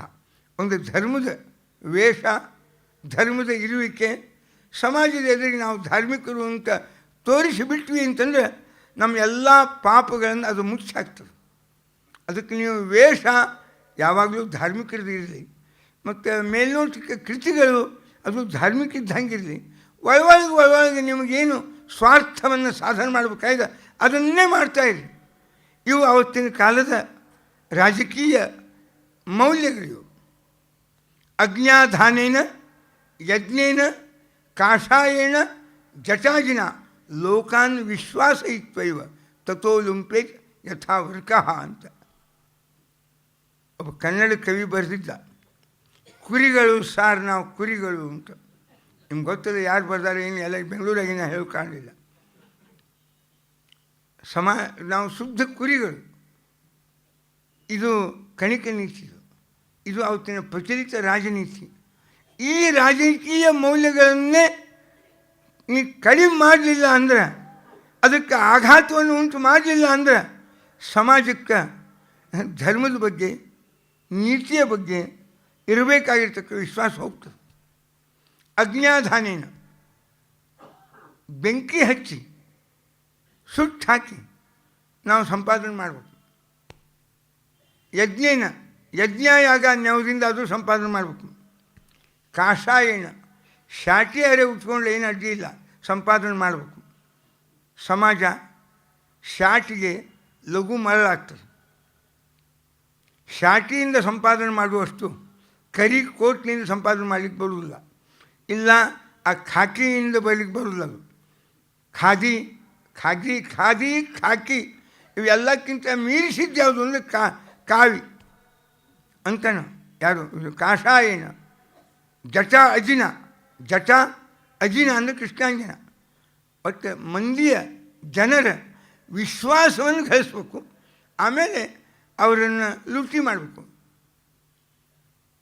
ತೋಳ ಕುರಿಗಳಿಗೆ ವಿಶ್ವಾಸವನ್ನು ಹುಟ್ಟಿಸಿಕೊಂಡು ಕುರಿಗಳ ಮಧ್ಯದಲ್ಲಿ ಮಲಗಿ ರಾತ್ರಿ ಎದ್ದು ಹೋಗುವಾಗ ಒಂದು 4 ಕುರಿ ಮರಿ ತಿಂದು ಹೋಗಿಬಿಟ್ಟಿತ್ತು. ಹಂಗೆ ಸಮಾಜವನ್ನು ಲೂಟಿ ಮಾಡೋದು ಹೆಂಗೆ? ಇವು ಅವತ್ತಿನ ರಾಜಕೀಯ ಮೌಲ್ಯಗಳಾಗಿ ಪ್ರತಿಯೊಬ್ಬ ವ್ಯಕ್ತಿಯ ಜೀವನದಾಗ ಬೆಳೆದಿತ್ತು. ದುರ್ಯೋಧನ ಇದಕ್ಕೆ ಪ್ರತಿರೂಪ, ಜರಾಸಂಧ ಇದಕ್ಕೆ ಪ್ರತಿರೂಪ, ಏಕಲವ್ಯ ಇದಕ್ಕೆ ಪ್ರತಿರೂಪ. ಇವರೆಲ್ಲರ ಬದುಕು ಈ ಆತ್ಮವಂಚನಾದಿಂದ. ಅವರು ವಂಚನ ಅನ್ನಲಿಲ್ಲ, ಇದೇ ಉಪಾಯ ಅಂದ್ರೆ ಅವರು. ವಂಚನ ಯಾವಾಗ ಆಗ್ತದೆ ಗೊತ್ತಿಲ್ಲ. ನಮ್ಗೆ ಒಳ್ಳೆಯದಂದ್ರೆ ಏನು? ಅದು ರಕ್ತಗತವಾದ ಜ್ಞಾನ ಇರಬೇಕು, ಅಭಿವೃದ್ಧಿ ಇರಬೇಕು. ಏನೋ ಅನಿವಾರ್ಯವಾಗಿ ಬೇರೆ ವೃತ್ತಿಯನ್ನು ನಾವು ಅವಲಂಬಿಸಿದಾಗ ನಮ್ಮ ತಿಳುವಳಿಕೆಗೆ ನಾವೇ ವಂಚನೆ ಮಾಡ್ಕೊಂಡ್ವಿ ಎಂಬ ಭಾವನೆ ನಮ್ಮಲ್ಲಿ ದ್ವಂದ್ವ ಇದ್ದಾಗ ಮೂಡುವುದು. ಏನಿಲ್ಲ, ನಾವು ಏಕಮುಖಿಯಾಗಿದ್ವಿ ಅಂದರೆ ಈ ವಂಚನಾ ಎಂಬ ಪ್ರಸಂಗನೇ ಬರೋಲ್ಲ. ಹಿಂಗೆ ಸಮಾಜದ ಒಂದು ಮನೋಭಾವನ ರಾಜಕೀಯವಾಗಿ ಪರಿವರ್ತಿತ ಆದಾಗ ಇನ್ನು ಇಂತಹ ಆಡಳಿತದಿಂದ ಸಮಾಜದ ಹಿತ ಹೆಂಗೆ ಸಾಧ್ಯದ? ಅದಕ್ಕೆ ಕೃಷ್ಣ ಈ ಸಮಾಜದೊಳಗೆ ನೀನು ನಮ್ಮೆಲ್ಲರ ಮಧ್ಯದೊಳಗೆ ಅವತಾರವನ್ನು ಧಾರಣ ಮಾಡಿ ಒಬ್ಬ ಯೋಗ್ಯ ಕ್ಷತ್ರಿಯ ಯಾವ ರೀತಿಯಲ್ಲಿ ಬಾಳಬೇಕು. ಅಧಿಕಾರ ಅದರ ಹಿಂದೆ ನಾವು ಬೆನ್ನು ಹತ್ತಬಾರ್ದು, ಅದು ತಾನಾಗಿ ನಮ್ಮ ಹತ್ತಿರ ಬರಬೇಕು. ವ್ಯಕ್ತಿತ್ವ ಬೆಳೆಸೋಂಬುದು ನಮ್ಮ ಕೈಯಾಗಿದೆ, ನಾವು ಮಾಡ್ಬೇಕದನ್ನು. ಸ್ವಭಾವ, ಜನಪ್ರಿಯತೆ, ಅಧ್ಯಯನ, ಬಲ, ಸಾಮರ್ಥ್ಯ ಇದನ್ನು ಸಂಪಾದನೆ ಮಾಡು. ಅಧಿಕಾರ ತಾನೇ ಬರ್ತದೆ. ತೋರಿಸ್ಕೊಟ್ಟು ಕಡಿ ಕೃಷ್ಣ. ಇಡೀ ಜೀವನದಾಗ ತಾವೊಬ್ಬ ರಾಜ ಆಗಲಿಲ್ಲ. ನಿಸ್ವಾರ್ಥ, ನಿರ್ಲೋಭಿ ಹೇಗಿರಬೇಕು ಎಂಬುದನ್ನು ತೋರಿಸಿಕೊಟ್ಟವ ಶ್ರೀಕೃಷ್ಣ. ಅದಕ್ಕೆ ಮರ್ತ್ಯಾವತಾರ ಮರ್ತ್ಯ ಶಿಕ್ಷಣ. ಈ ಮನುಷ್ಯರಿಗೆ ಯೋಗ್ಯ ಶಿಕ್ಷಣ ಸಿಗಲ್ಸಾಗಿದೆ. ಇವರಿಗೆ ಯೋಗ್ಯವಾದ ಬಾಳಿಗೆ ಬೇಕಾಗುವ ಶಿಕ್ಷಣವನ್ನು ದಯವಿಟ್ಟು ನೀವು ಕೊಡಬೇಕು. ಅದಕ್ಕೆ ನೀನು ಅವತಾರವನ್ನು ಧಾರಣ ಮಾಡು ಅಂತ ನಿನ್ನಲ್ಲಿ ನಾವು ಬೇಡ್ಕೊಳ್ತಾ ಇದ್ದೇವೆ. ಸಮಾಜಕ್ಕೆ ಯೋಗ್ಯ ನಡವಳಿಕೆ ಬೇಕು, ಯೋಗ್ಯ ತಿಳುವಳಿಕೆ ಬೇಕು, ಅವು ಎರಡೂ ನೀನು ಕೊಡಬೇಕು ಅಂತಿಕೊಂಡೇ ನೀನು ಬೇಡ್ಕೊಳ್ತಾ ಇದ್ದೇವೆ ನಾವು ಅಂತ. ಇವರೆಲ್ಲ ಹೆಂಗಿದ್ದಾರೆ? ವಾಚಾಂ ಭೃಷ ವಿನೀತ ಸ್ಯಾತ್. ಅವ್ರ ನೀತಿ ಮಾತಿನಿಂದ ಭಾರಿ ವಿನಯದಲ್ಲಿ ತೋರಿಸ್ಬೇಕು ನಾವೆಲ್ಲರಿಗೂ. ವಾಚಾ ಭೃಷಂ ವಿನೀತ, ಮಾತಿನಿಂದ ಅತ್ಯಂತ ವಿನೀತರು, ಕೈ ಮುಕ್ಕೊಂಡೇ ಇರಬೇಕು. ಅಂಜಲಿ ಶಪಥಂ, ಯಾವಾಗಲೂ ಕೈ ಹಿಂಗೆ ಮುಕ್ಕೊಂಡೇ ಬರಬೇಕು. ಅಂಜಲಿ ಅಂತಾರೆ. ಶಪಥ ಹೇಳ್ತೀನಿ ನಿಮಗೆ, ಆಣಿ ಮಾಡಿ ಹೇಳ್ತೀನಿ, ಇಷ್ಟು ನಿಶ್ಚಿತ ಮಾಡ್ತೀನಿ ನಿಮಗೆ ಅಂತ. ಇವೆಲ್ಲ ಅಂಜಲಿ, ಶಪಥ ಈ ಸಮಾಜದ ಒಂದು ವಿಶ್ವಾಸವನ್ನು ಇವೆಲ್ಲ ಭಾಳ ಕೇಳಬೇಡ್ರೆ, ನಾನು ಭಾಳ ಹೇಳ್ಕೋದು, ಇಷ್ಟಕ್ಕೆ ಮುಗಿಸ್ತೀನಿ. ಭಾಳ ದೊಡ್ಡದು ಇದು. ಕೃಷ್ಣಾವತಾರದ ಹಿನ್ನೆಲೆಯೊಳಗೆ ಅವತ್ತಿನ ಸಮಾಜದ ನೈತಿಕ ಮತ್ತು ರಾಜಕೀಯ ಮತ್ತು ಈ ಸಾಮಾಜಿಕವಾದ ಪರಿಸ್ಥಿತಿ ಏನಿತ್ತು ಅಂತ ನಾವು ತಿಳ್ಕೊಂಡಾಗ ಕೃಷ್ಣ ಯಾವ್ಯಾವ ಉದ್ದೇಶವನ್ನು ಇಟ್ಕೊಂಡು ಅವತಾರವನ್ನು ಎತ್ತಿದ, ಅವುಗಳನ್ನು ಹೆಂಗೆ ಸಾಧನೆ ಮಾಡಿ ತೋರಿಸಿದ. ಸ್ವಾರ್ಥದ ಜಗದಾಗ ನಿಸ್ವಾರ್ಥದಿಂದ ಬಾಳಿ ತೋರಿಸಿದ. ಒಂದು ದಿನ ರಾಜ್ಯವನ್ನು ಸ್ವೀಕಾರ ಮಾಡಲಿಲ್ಲ, ಸಿಂಹಾಸನ ಮೇಲೆ ಕೂಡಲಿಲ್ಲ, ಎಂದೂ ಇಲ್ಲ. ಎಂದು ಶುರುವಾಗ್ತದೋ ಕಂಸನ ಸಂಹಾರ, ಆ ರಾಜ್ಯ ಅವನ ಕೈಗೆ ಬಂದಿತ್ತು, ಅದನ್ನ ಅವರ ಅಪ್ಪಗೆ ಕೊಟ್ಟ, ನಾನು ತಗೊಳ್ಳಿಲ್ಲ. ಮುಂದೆ ಜರಾಸಂಧನ ಸಂಹಾರ ಅವನ ಮಗ್ಗೆ ಕೊಟ್ಟ, ನರಕಾಸುರನ ಸಂಹಾರ ಅವನ ಮಗ್ಗೆ ಕೊಟ್ಟ, ಕೌರವರ ಸಂಹಾರ ಅವಾಗ ಪಾಂಡವರಿಗೆ ರಾಜ್ಯ ಕೊಟ್ಟ, ತಾಯಿನ ಸ್ವೀಕಾರ ಮಾಡಲಿಲ್ಲ. ಯಾವ ಪರಿಸ್ಥಿತಿಯೊಳಗೂ ಎಂದೂ ಅಧಿಕಾರದ ಹಿಂದೆ ಕೃಷ್ಣ ಬೆನ್ನು ಹತ್ತಲಿಲ್ಲ, ಎಂದೂ ಬೆನ್ನು ಹತ್ತಲಿಲ್ಲ. ಆದರೆ ಇಡೀ ಮಹಾಭಾರತದ ಅಗಾಧವಾದ ಸಂಸಾರವನ್ನು ನಡೆಸಿದ ಮಹಾನುಭಾವ ಕೃಷ್ಣ. ಇದು ಅವನು ಪ್ರಚಂಡವಾಗಿರ್ತಕ್ಕ ದೊಡ್ಡದಾಗಿರ್ತಕ್ಕಂಥ ಅವನ ವ್ಯಕ್ತಿತ್ವ. ಹಿಂಗೆ ಈ ರೀತಿಯ ನೀತಿಯೊಳಗೆ ಅವತ್ತಿನ ದುಷ್ಟ ಸಮುದಾಯ ವರ್ತನೆ ಮಾಡ್ತಾ ಇದ್ದಾಗ ಇದನ್ನು ಪರಿಹಾರ ಮಾಡಲಿಕ್ಕಾಗಿ ಭಗವಂತ ಧರ್ಮಸ್ಯ ಮಿಥ್ಯಾತ್ವ ಭಯಾತ್ ವಯಂ ತ್ವಾಂ ಶರಣಂ ಪ್ರಪನ್ನಾಃ, ಅದಕ್ಕಾಗಿ ಮತ್ತು ದುಸ್ಸಂಗತಿರ್ಭವತಿ ಭಾರವದೇವ ದೇವ. ಇಂಥ ಅಯೋಗ್ಯ ಸ್ವಾರ್ಥಿಗಳ ಜನರ ಜೊತೆಗೆ ನಾವು ಇರುವುದು ಅಂದರೆ ದುಸ್ಸಂಗತಿ ಭವತಿ ಭಾರವದೇವ ದೇವ. ಯಾಕೆ ನಾವೇನೋ ಇನ್ನು ಮೇಲೆ ಹೆಚ್ಚಿಗೆ ಕೆಡುವ ಪ್ರಸಂಗ ಇಲ್ಲ. ನಮ್ಮ ಮುಂದಿನ ಜನ್ರೇಷನ್ನು ವಾತಾವರಣ ಹಿಂಗೆ ಆದರೆ, ಕಲುಷಿತವಾದ ವಾತಾವರಣದೊಳಗೆ ಅವರು ಹಿಂಗೆ ಈ ಭಾವನೆಗಳಿಗೆ ಬಲಿಯಾಗ್ತಾರೆ, ಅವರು ಇದೇ ಜೀವನಕ್ಕೆ ಹೊಂದ್ಕೊಂಡು ಹೋಗ್ತಾರೆ. ಇನ್ನು ಒಂದು ಜನರೇಷನ್ನೇ ಕೆಟ್ಟು ಹೋಗ್ತದೆ. ಆದ್ದರಿಂದ ದುಸ್ಸಂಗತಿ ಭವತಿ ಭಾರವದೇವ ದೇವ. ಅದಕ್ಕೆ ಆದಷ್ಟು ಅಯೋಗ್ಯರ ವಾತಾವರಣ ಅಯೋಗ್ಯ ಆದರೆ ನಾವು ಅಯೋಗ್ಯ ಆಗೇ ಬಿಡ್ತೀವಿ. ಕಾಲೋವಾ ಕಾರಣಂ ರಾಜ್ಞ ರಾಜಾವಾ ಕಾಲ ಕಾರಣಂ ಇತ್ಯುಕ್ತೆ ಸಂಶಯೋ ಮಾಭೂತ್. ರಾಜ ಯಥಾ ರಾಜ ಅದು ಬಂದಿದ್ದಿದೆ ಮಹಾಭಾರತ. ಸಮಾಜದ ಅದರ ನೇತೃತ್ವ ಹೆಂಗಿರ್ತದೆ, ಆವಾಗ ಪೂರ್ಣ ಅಧಾರ್ಮಿಕನಾದ ವ್ಯಕ್ತಿಯ ನೇತೃತ್ವ ಇದ್ದರೆ ಎಲ್ಲರೂ ಅಧಾರ್ಮಿಕರೇ. ಆವೇನರೆ ಸಮಾಜದ ನೇತೃತ್ವ ಒಬ್ಬ ಧಾರ್ಮಿಕ ಇದ್ದ ಅಂದರೆ ಸಮಾಜದೊಳಗೆ ಧಾರ್ಮಿಕತೆ, ಅವನಲ್ಲಿ ನೈತಿಕತೆ ಇತ್ತು ಅಂದರೆ ಸಮಾಜದೊಳಗೆ ನೈತಿಕತೆ ಬರ್ತದೆ. ಅವನು ಹೆಂಗಿರ್ತಾನೆ ಅದರಂತೆ ಸಮಾಜದ ಸ್ಥಿತ್ಯಂತರಗಳು ಆಗ್ತಾ ಇರ್ತವೆ. ಅದಕ್ಕನುಗುಣವಾಗಿ ಕೃಷ್ಣ ನೀ ಅವತಾರವನ್ನು ಧಾರಣ ಮಾಡು. ಅದಕ್ಕೋಸ್ಕರವಾಗಿ ನೀನು ಪ್ರಾರ್ಥನಾ ಮಾಡ್ತಾ ಇದ್ದೇವೆ ನಾವು. ಕೃಷ್ಣ, ಈ ಜನ ಧರ್ಮ ಎಂಬುದು ಅದರ ಸಂಬಂಧ ಇಬ್ಬರ ಜೋಡಿ ಇರ್ತದೆ ನಮಗೆ ಗೊತ್ತಾಗಲ್ತು. ಒಂದು ವೈಯಕ್ತಿಕ ಸಂಬಂಧ, ಇನ್ನೊಂದು ಸಮಾಜದ ಸಂಬಂಧ. ಅವು ಎರಡೂ ಧರ್ಮಗಳೇ. Religion is partly social and partly personal. ಇವರೆಲ್ಲ ಪರ್ಸ್ನಲ್ ಲೈಫು ಇಷ್ಟು ಹಾಳು ಮಾಡ್ಕೊಂಡಾರ, ಇಷ್ಟು ಅವ್ಯವಸ್ಥಿತವಾಗಿದ್ದಾರೆ. ನಾವು ಸೋಷಿಯಲ್ ಬೇಕಾದ ಮಾಡ್ತೀವಿ ಅಂತ. ರಾಜಕೀಯವಾಗಿ, ಸಾಮಾಜಿಕವಾಗಿ ಇಡೀ ಸಮಾಜಕ್ಕೆ ಬೇಕಾದ್ದು ನಾವು ಒಳ್ಳೆಯದನ್ನು ಮಾಡ್ತೀವಿ. ಆ ಕೆಪಾಸಿಟಿ ಅದ ಅಂತದ್ದು ಈ ಮಂದಿ. ಅದು ಇವರೆಲ್ಲ ಪರ್ಸ್ನಲ್ ಲೈಫ್ನಾಗ ಫೇಲ್ ಆಗ್ಯಾರ ಮತ್ತು ರಾಜಕೀಯ ಜೀವನದಾಗ ಅಥವಾ ತಮ್ಮ ಸಾಮಾಜಿಕ ಜೀವನದಾಗ ಯಶಸ್ವಿ ಆಗ್ಯಾರ. ಕೆಲವರು ಅಲ್ಲಿ ಫೇಲ್ ಆಗ್ಯಾರ, ಈ ಪರ್ಸ್ನಲ್ ಲೈಫ್ನಾಗ ಸಕ್ಸಸ್ಫುಲ್ ಆಗಿ ಕೂತಾರೆ. ಪಾಪ ಮನೆಯೊಳಗೆ ಮನೆ ಪುಸ್ತಕ ಸಕ್ಸಸ್ಫುಲ್ ಇವೆಲ್ಲ. ಈ ತರಹದ ಜೀವನ ಅಲ್ಲ. ಮನುಷ್ಯ ಬದುಕಿನ ಎಲ್ಲ ಕ್ಷೇತ್ರದೊಳಗೂ ಯಶಸ್ವಿ ಆಗು. ಭಾಳ ಉದಾಹರಣೆ ಭಾಳ ಮಾತು ಹೇಳೋದಿಲ್ಲ. ಪೀಠಿಕ ಇಷ್ಟೇ ಮುಗಿಸಿ ನಾನು ನಾಳೆ ಕೃಷ್ಣಾವತಾರದಿಂದ ಶುರು ಆಗ್ಬೇಕಾಗಿ, ನಾಳೆ ಕೃಷ್ಣನ ಜನ್ಮ, ಮುಂದಿನ ಅವನ ಬಾಲ್ಯದ ಅನೇಕ ವೈಭವಗಳೆಲ್ಲ ಆಗ್ಬೇಕಾಗಿ. ಆ ಹಿನ್ನೆಲೆ ಒಳಗೆ ಅತಿ ಸಂಕ್ಷೇಪ ನಾವು ಮಾಡಿ ಕಾಣೋದಾದ್ರೆ ಇದೊಂದು ದೊಡ್ಡದಾಗಿರ್ತಕ್ಕ ಸಮಸ್ಯೆ ಇದು. ಇದರ ಪರಿಹಾರ ಆಗ್ಬೇಕಾಗಿ. ಆದ್ದರಿಂದ ಹೀಗಾದರೂ ಮಾಡಿ ಪರಮಾತ್ಮ ಈ ರೀತಿಯಾಗಿ ಮನುಷ್ಯ ನೀ ಇದ್ದು ತೋರಿಸು. ವೈಯಕ್ತಿಕ ಜೀವನದಾಗೂ ಯಶಸ್ವಿ ಆಗ್ಬೇಕು ಮನುಷ್ಯ, ಸಮಾಜ ಜೀವನದಾಗೂ ಅಷ್ಟೇ ಯಶಸ್ವಿ ಆಗ್ಬೇಕು ಮನುಷ್ಯ.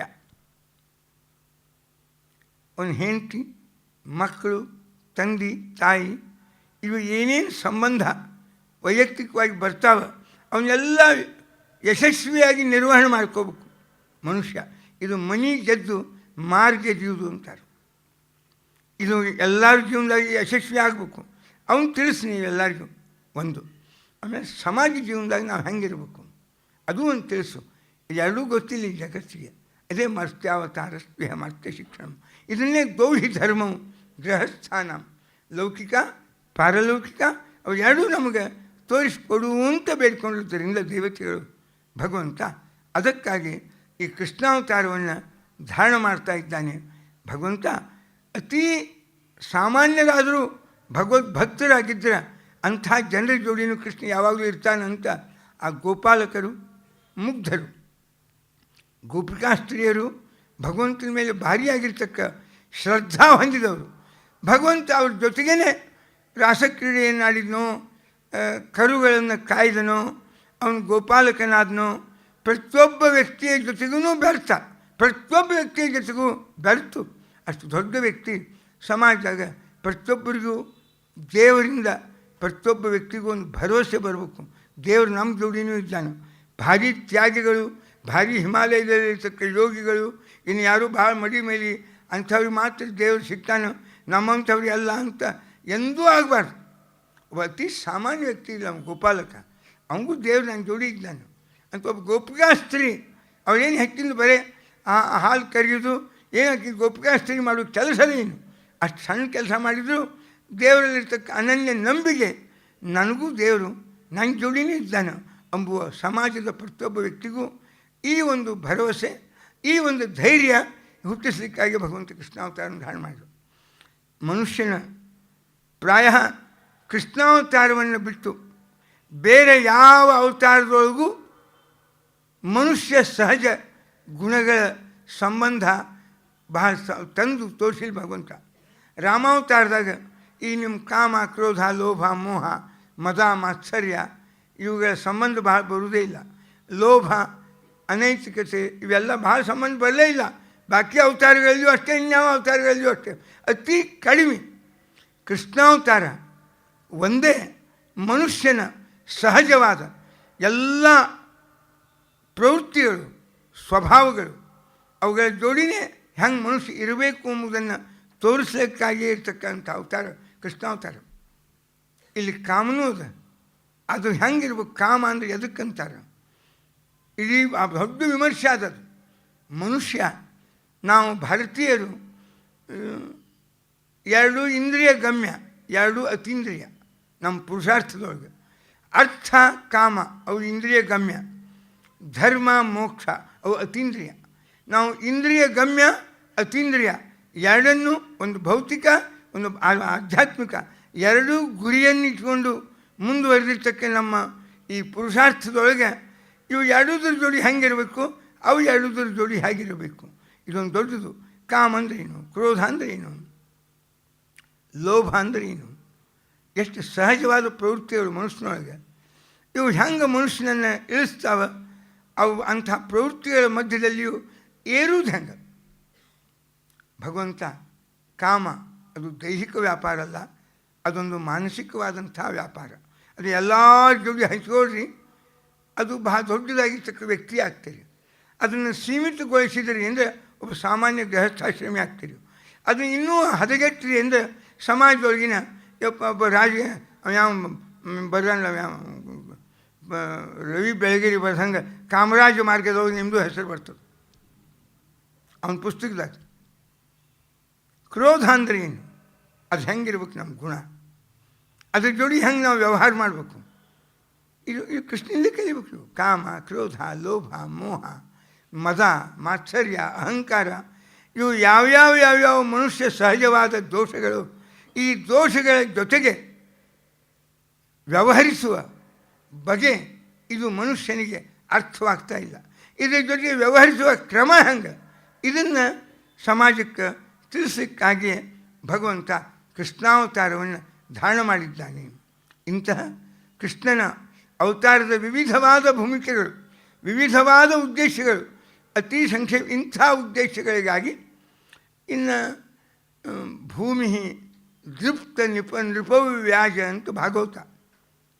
ಈ ಭೂಮಿ ಮೇಲೆ ಉನ್ಮತ್ತರಾದ, ಅಹಂಕಾರಿಗಳಾದ, ಸ್ವಾರ್ಥಿಗಳಾದ ರಾಜರ ಕೈಯಲ್ಲಿ ಭೂಮಿ ಸಿಕ್ಕು ಒದ್ದಾಡ್ತಾ ಇದೆ.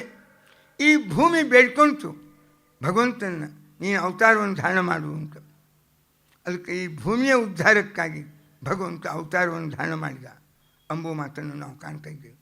ಜೊತೆಗೆ ಭಗವಂತ ಎಲ್ಲ ಭಗವದ್ಭಕ್ತರ ಅವರ ಸಾಧನ, ಅವರ ಯೋಗ್ಯತೆ, ಅವರ ಮಹತ್ವ, ಅದರ ಅಭಿವ್ಯಕ್ತಿಯಾಗಿ ಭಗವಂತ ಕೃಷ್ಣಾವತಾರವನ್ನು ಧಾರಣ ಮಾಡಿದ ಅಂಥೇಳಿ ಆ ಭಗವಂತ ಅವತಾರವನ್ನು ಧಾರಣ ಮಾಡುವ ಪೂರ್ವದಲ್ಲಿ ವಸುದೇವ ದೇವಕಿಯರು, ಇದೊಂದು ಎರಡು ಮಾತು ನಾವು ಕಾಣಬೇಕಾಗಿದೆ. ಒಂದು ಎರಡೇ ಮಾತು. ಕಂಸ ಇದು ಯಯಾತಿ ಮಹಾರಾಜನಿಗೆ ಇಬ್ಬರು ಹೆಂಡಂದರು. ಯಯಾತಿ ಮಹಾರಾಜನಿಗೆ ಇಬ್ಬರು ಹೆಂಡಂದರು, ಶರ್ಮಿಷ್ಠೆ, ದೇವಯಾನಿ ಅಂತ. ದೇವಯಾನಿ ಎಂಬ ಹೆಂಡತಿಯ ವಂಶದೊಳಗೆ ಯದು, ತುರ್ವಸು, ಯಾದವರು ಇವರೆಲ್ಲ ದೇವಯಾನಿಯ ವಂಶ. ಶರ್ಮಿಷ್ಠೆಯ ವಂಶದೊಳಗೆ ದ್ರುಹ್ಯ, ಆನು, ಪೂರ್. ಇದರೊಳಗೆ ಪುರುವಿನ ವಂಶದೊಳಗೆ ಕೌರವರು ಪಾಂಡವರು ಬಂದರು. ಅದು ಯಯಾತಿಯ ವಂಶವೇ. ಇನ್ನು ಯಯಾತಿಯ ಹೆಂಡತಿಯಾದ ದೇವಯಾನಿಯ ವಂಶ ಯಾದವರು. ಆ ಯಾದವರೊಳಗೆ ವೃಷ್ಣಿಗಳು, ಅಂಧಕರು, ಭೋಜರು, ಯಾದವರು, ಇನ್ನೂ 4 ಕುಲ ಅದರೊಳಗೆ. ಹಿಂಗೆ 8 ಕುಲದಿಂದ ವಿಸ್ತೃತವಾದ ಈ ಯಾದವ ಕುಲದೊಳಗೆ ವೃಷ್ಣಿ ವಂಶದೊಳಗೆ ಶೂರಸೇನ ಮಹಾರಾಜ, ಅವನ ಮಗ ವಸುದೇವ. ಆ ವಸುದೇವನ ತಂಗಿ ಕುಂತಿ. ಇನ್ನು ಭೋಜರು ಅಂತೇನಿದ್ದಾರೆ ಅಲ್ಲಿ ದೇವಕ. ಆ ದೇವಕನ ಆಹುಕ ಅಂತ ಮಹಾರಾಜ, ಅವನ ಮಗ ದೇವಕ ಮತ್ತು ಉಗ್ರಸೇನ. ಆ ಉಗ್ರಸೇನನ ಮಗ ಕಂಸ. ದೇವಕ ಅಂತೇನು ಉಗ್ರಸೇನನ ಇನ್ನೊಬ್ಬ ಬಂಧು, ಅವನ ಮಗಳೇ ದೇವಕಿ. ಆ ದೇವಕಿಯ ವಿವಾಹ ಸಮಾರಂಭ. ಆ ಸಮಾರಂಭದೊಳಗೆ ಮತ್ತು ಕಂಸ ಆ ಮೆರವಣಿಗೆಯನ್ನು ತಾನೇ ವೈಭವದಿಂದ ಹೊಡಿಬೇಕು ಅಂತ ಅವ್ರು ಸಾಡೆ ಅಂತ ಕರೀತಾರೆ. ತಂಗಿ ಗಂಡನ ಕೂರಿಸ್ಕೊಂಡು ಆ ವೇಳಕ್ಕೆ ಒಂದು ಆಕಾಶವಾಣಿ ಕೇಳಿದ. ಆವಾಗ ಕಂಸ ಕೊಲ್ಲಿಕ್ಕೆ ಸಿದ್ಧನಾದ. ಇಲ್ಲಿ ತನಕ ನಾವು ಬಂದಿದ್ವಿ ಹೋಸರ್ತೆ, ಕೊಲ್ಲಿಕ್ಕೆ ಸಿದ್ಧನಾದ. ಆವಾಗ ವಸುದೇವ ದೇವಕಿಯರು ಒಂದು ವಿಚಾರ ಮಾಡಿದರು, ಭಾಳ ಅದ್ಭುತದ ವಿಚಾರ. ಇದ್ರ ಮೇಲೆ ಒಂದು ಇಂಥ ನಾವೆಲ್ ಬಂದದ್ದು. ವಿಚಾರ ಏನಿತ್ತು ಭಾಗವತದಾಗ, ಆ ಪಾಪ ಹೆಂಗೆ ಕಂಡ. ಒಂದು ಮಾತು ನಾಳೆ ಅದನ್ನು ಹೇಳಿ ಕೃಷ್ಣಾವತಾರವನ್ನು ಹೇಳ್ತೀನಿ. ಒಬ್ಬ ನರೇಂದ್ರ ಕೊಹ್ಲಿ ಅಂತ ಹೇಳಿ ಹಿಂದಿ ಸಾಹಿತ್ಯದೊಳಗೆ ಒಂದು ವಸುದೇವ ಅಂತ ಒಂದು 1000 ಪುಟದೊಂದು ನಾವೆಲ್ ಬರ್ದಾನ. ವಸುದೇವ ಏನಿಲ್ಲ, ಈ ನೋಡು ಇವಳ 8ನೇ ಗರ್ಭದಿಂದ ಅಷ್ಟೇ ಮೃತ್ಯು. 8ನೇ ಗರ್ಭದಿಂದ ಮೃತ್ಯು. ನೀ ಇವಳ ಹೊಟ್ಟೆಯಿಂದ ಹುಟ್ಟುವ ಎಲ್ಲ ಮಕ್ಕಳನ್ನು ನಿನಗೆ ಒಪ್ಪಿಸ್ತೀನಿ, ಇವಳು ಯಾಕೆ ಕೊಲ್ತೀನಿ? 8 ಗರ್ಭಗಳೇ ಬರಬಾರ್ದು ಅನ್ನೋ ದೃಷ್ಟಿಯಿಂದ ಇವತ್ತು ಕೊಲ್ತಿದ್ದೀನಿ, ನಿಜ ಅದ. ಇನ್ನು ಮುಂದೆ 8 ಗರ್ಭದಿಂದ ಏನು ಹುಟ್ಟಿದ ಮೇಲೆ ಅವತ್ತಿಂದ ಏನು ಭಯ ಬರಬೇಕಾಗಿತ್ತು 8ನೇ ಮಗನಿಂದ, ಅದು ಪರಿಹಾರ ಆಗಲಿ ಅಂತ ಇವತ್ತೇ ಕೊಲ್ಲಬೇಕು ಎಂಬುದು ನಿನ್ನ ಅಪೇಕ್ಷೆ. ಆದರೆ ಭಯ ಬರೋದು ಬೇಡ, ಆಕಿನ ಉಳಿಸ್ಕೋಬೇಕು ಅಂಥೇಳಿ 8 ಮಕ್ಕಳನ್ನು ನಿನಗೆ ಬಲಿ ಕೊಡ್ತೀನಿ ಅಂತ ಮಾತು ಕೊಟ್ಟ. ದೇವಕ್ಕಿನ ಒಂದು ಮಾತು ಕೇಳಿಕೊಟ್ಟು ನೀನು ಅಂತ. ಗಂಡಸರು ಅಲ್ಲ, ಹೊಟ್ಟೆಯಿಂದ 9 ತಿಂಗಳು ಇಟ್ಕೊಂಡು ಶ್ರಮಪಟ್ಟು ಹಡಿದಿರ್ತಕ್ಕ ಆ ದೇವಕಿಯ ಮನೋಭಾವನ ಮಕ್ಕಳ ಬಗ್ಗೆ ಏನಿರ್ತದೆ, ಈ ವಸುದೇವನ ಭಾವನಾ ಏನಿರ್ಬೋದು ಗಂಡಸರ ಭಾವನಾ ಮಕ್ಕಳ ಬಗ್ಗೆ. ಗಂಡಸು ಏನೋ ಆಗಕ್ಕೆ ಆಪತ್ತು ಪರಿಹಾರ ಆದರೂ ಸಾಕು ಅಂತ ಮಕ್ಕಳನ್ನ ಬಲಿ ಕೊಡ್ತೀನಿ ಅಂತಂದ. ಆವಾಗ ಮತ್ತು ದೇವಕಿ ಒಂದೆರಡು ಮಾತು ಅಂತ, ಅಲ್ಲ ನೀವು ಸಹಜವಾಗಿ ಒಪ್ಪಿಸ್ತೀನಿ ಅಂದರೆ ಇಷ್ಟು ಧೈರ್ಯ ನಿಮ್ಗೆ ಹೆಂಗೆ ಬಂತು? ಅದು ನಾವು ಹೆಣ್ಣು ಹೃದಯ ಎಂದರೂ ಒಂಚೂರು ನೋಡಿದ್ರೇನು, ಹುಟ್ಟಿದ ಮಕ್ಕಳನ್ನ, ಅದೇ ಎಂಥ ಕೋಮಲವಾದ ಮಕ್ಕಳನ್ನ ಕೊಲ್ಲಿಕ್ಕೆ ಆಗಿನ ಕಾಲಕ್ಕೆ ಆ ಮೃತ್ಯುವಿನ ಕೈಯಾಗಿ ಕೊಡಬೇಕು ಅಂತಂದರೆ ಆಗುವ ನೋವು, ಅದರ ಸ್ವಲ್ಪ ಪರಿಜ್ಞಾನ ಇರ್ತೇನೆ ನಿಮಗೆ ಅಂತ. ಇದು ಒಂದು ಆಕ್ಷೇಪ ಸಾಮಾನ್ಯವಾದದ್ದು. ಇದಕ್ಕೇನು ಪರಿಹಾರದ? ಮತ್ತು ಕೃಷ್ಣ ಅವತಾರ ಹೆಂಗೆ ಧಾರಣ ಮಾಡಿದ, ಅವನ ಬಾಲಲೀಲಾದ ಇನ್ನೂ ಅಲ್ಲಿ ಒಂದು ದೊಡ್ಡ ಸ್ತೋತ್ರ, ಭಾಳ ದೊಡ್ಡ ಸ್ತೋತ್ರ. ಒಂದು ಜಗತ್ತಿನ ಪರಿಚಯ, ಒಂದು ದೇವರ ಪರಿಚಯ, ಎರಡನ್ನು ಬ್ರಹ್ಮದೇವರು ಗರ್ಭಸ್ತುತಿ ಅಂತಾರೆ. ಗರ್ಭದೊಳಗೆ ಬಂದಾಗ ಸತ್ಯವರ್ತಂ ಸತ್ಯಪರಂತೆ ಸತ್ಯಂ ಎಂಬುದು ಭಗವಂತನ ಪರವಾಗಿ. ಏಕಾಯನೋಸೋ ದ್ವಿಫಲ ತ್ರಿಮೂಲ ಚತುರಸ ಎಂಬುದು ಏನಿದೆ, ಇಲ್ಲಿ ಜಗತ್ತಿನ ಪರಿಚಯ. ಇದೇನದ, ಇವು 2 ಶ್ಲೋಕಗಳು ಭಾಳ ಇನ್ನು ನಮ್ಮ ಕಣ್ಣೆದುರಿಗೆ ಇವತ್ತಿನ ಪೂರ್ಣ ಜಗತ್ತಿನ ಪರಿಚಯ ಈ 2ನೇ ಶ್ಲೋಕ ಮಾಡಿಕೊಡ್ತದೆ. 1ನೇ ಶ್ಲೋಕ ಪೂರ್ಣವಾಗಿ ಭಗವಂತನ ಬಗ್ಗೆ ಪರಿಚಯವನ್ನು ಮಾಡಿಕೊಡ್ತದೆ. ನಾವು 2 ತಿಳ್ಕೊಬೇಕಂತ, ಒಂದು ದೇವ್ರನ್ನೂ ತಿಳ್ಕೊಬೇಕು, ಒಂದು ಜಗತ್ತು ತಿಳ್ಕೊಬೇಕು. ಅಂದಾಗ ದೇವ್ರ ಮಹಿಮಾ ಗೊತ್ತಾಗ್ತದಂತ ಒಂದು ತಥಾ ಜಗದಪ್ಯ ಹೋಗಂತವ್ಯಂ ಅಂತ ಇದ್ದುದರಿಂದ ಆ ದೇವರು, ಆ ಜಗತ್ತು, ಅವ ಜೀವರು, ಇವರ ಪರಿಚಯವನ್ನು 2 ಶ್ಲೋಕವು 2 ಶ್ಲೋಕ ಅದು ಸ್ತೋತ್ರ. ಅದು ಭಾಳ ಅದ್ಭುತವಾಗಿರ್ತಕ್ಕದ್ದು. ಅದು ಮಾಡಿದ ಮೇಲೆ ಕೃಷ್ಣನ ಅವತಾರ ಆಗ್ತದೆ. ಅದು ನಾಳಿನ ದಿವಸ ಕೇಳಲಿಕ್ಕೆ ಪ್ರಯತ್ನ ಪಡೋಣ. ಶ್ರೀಕೃಷ್ಣ ಅರ್ಪಣ.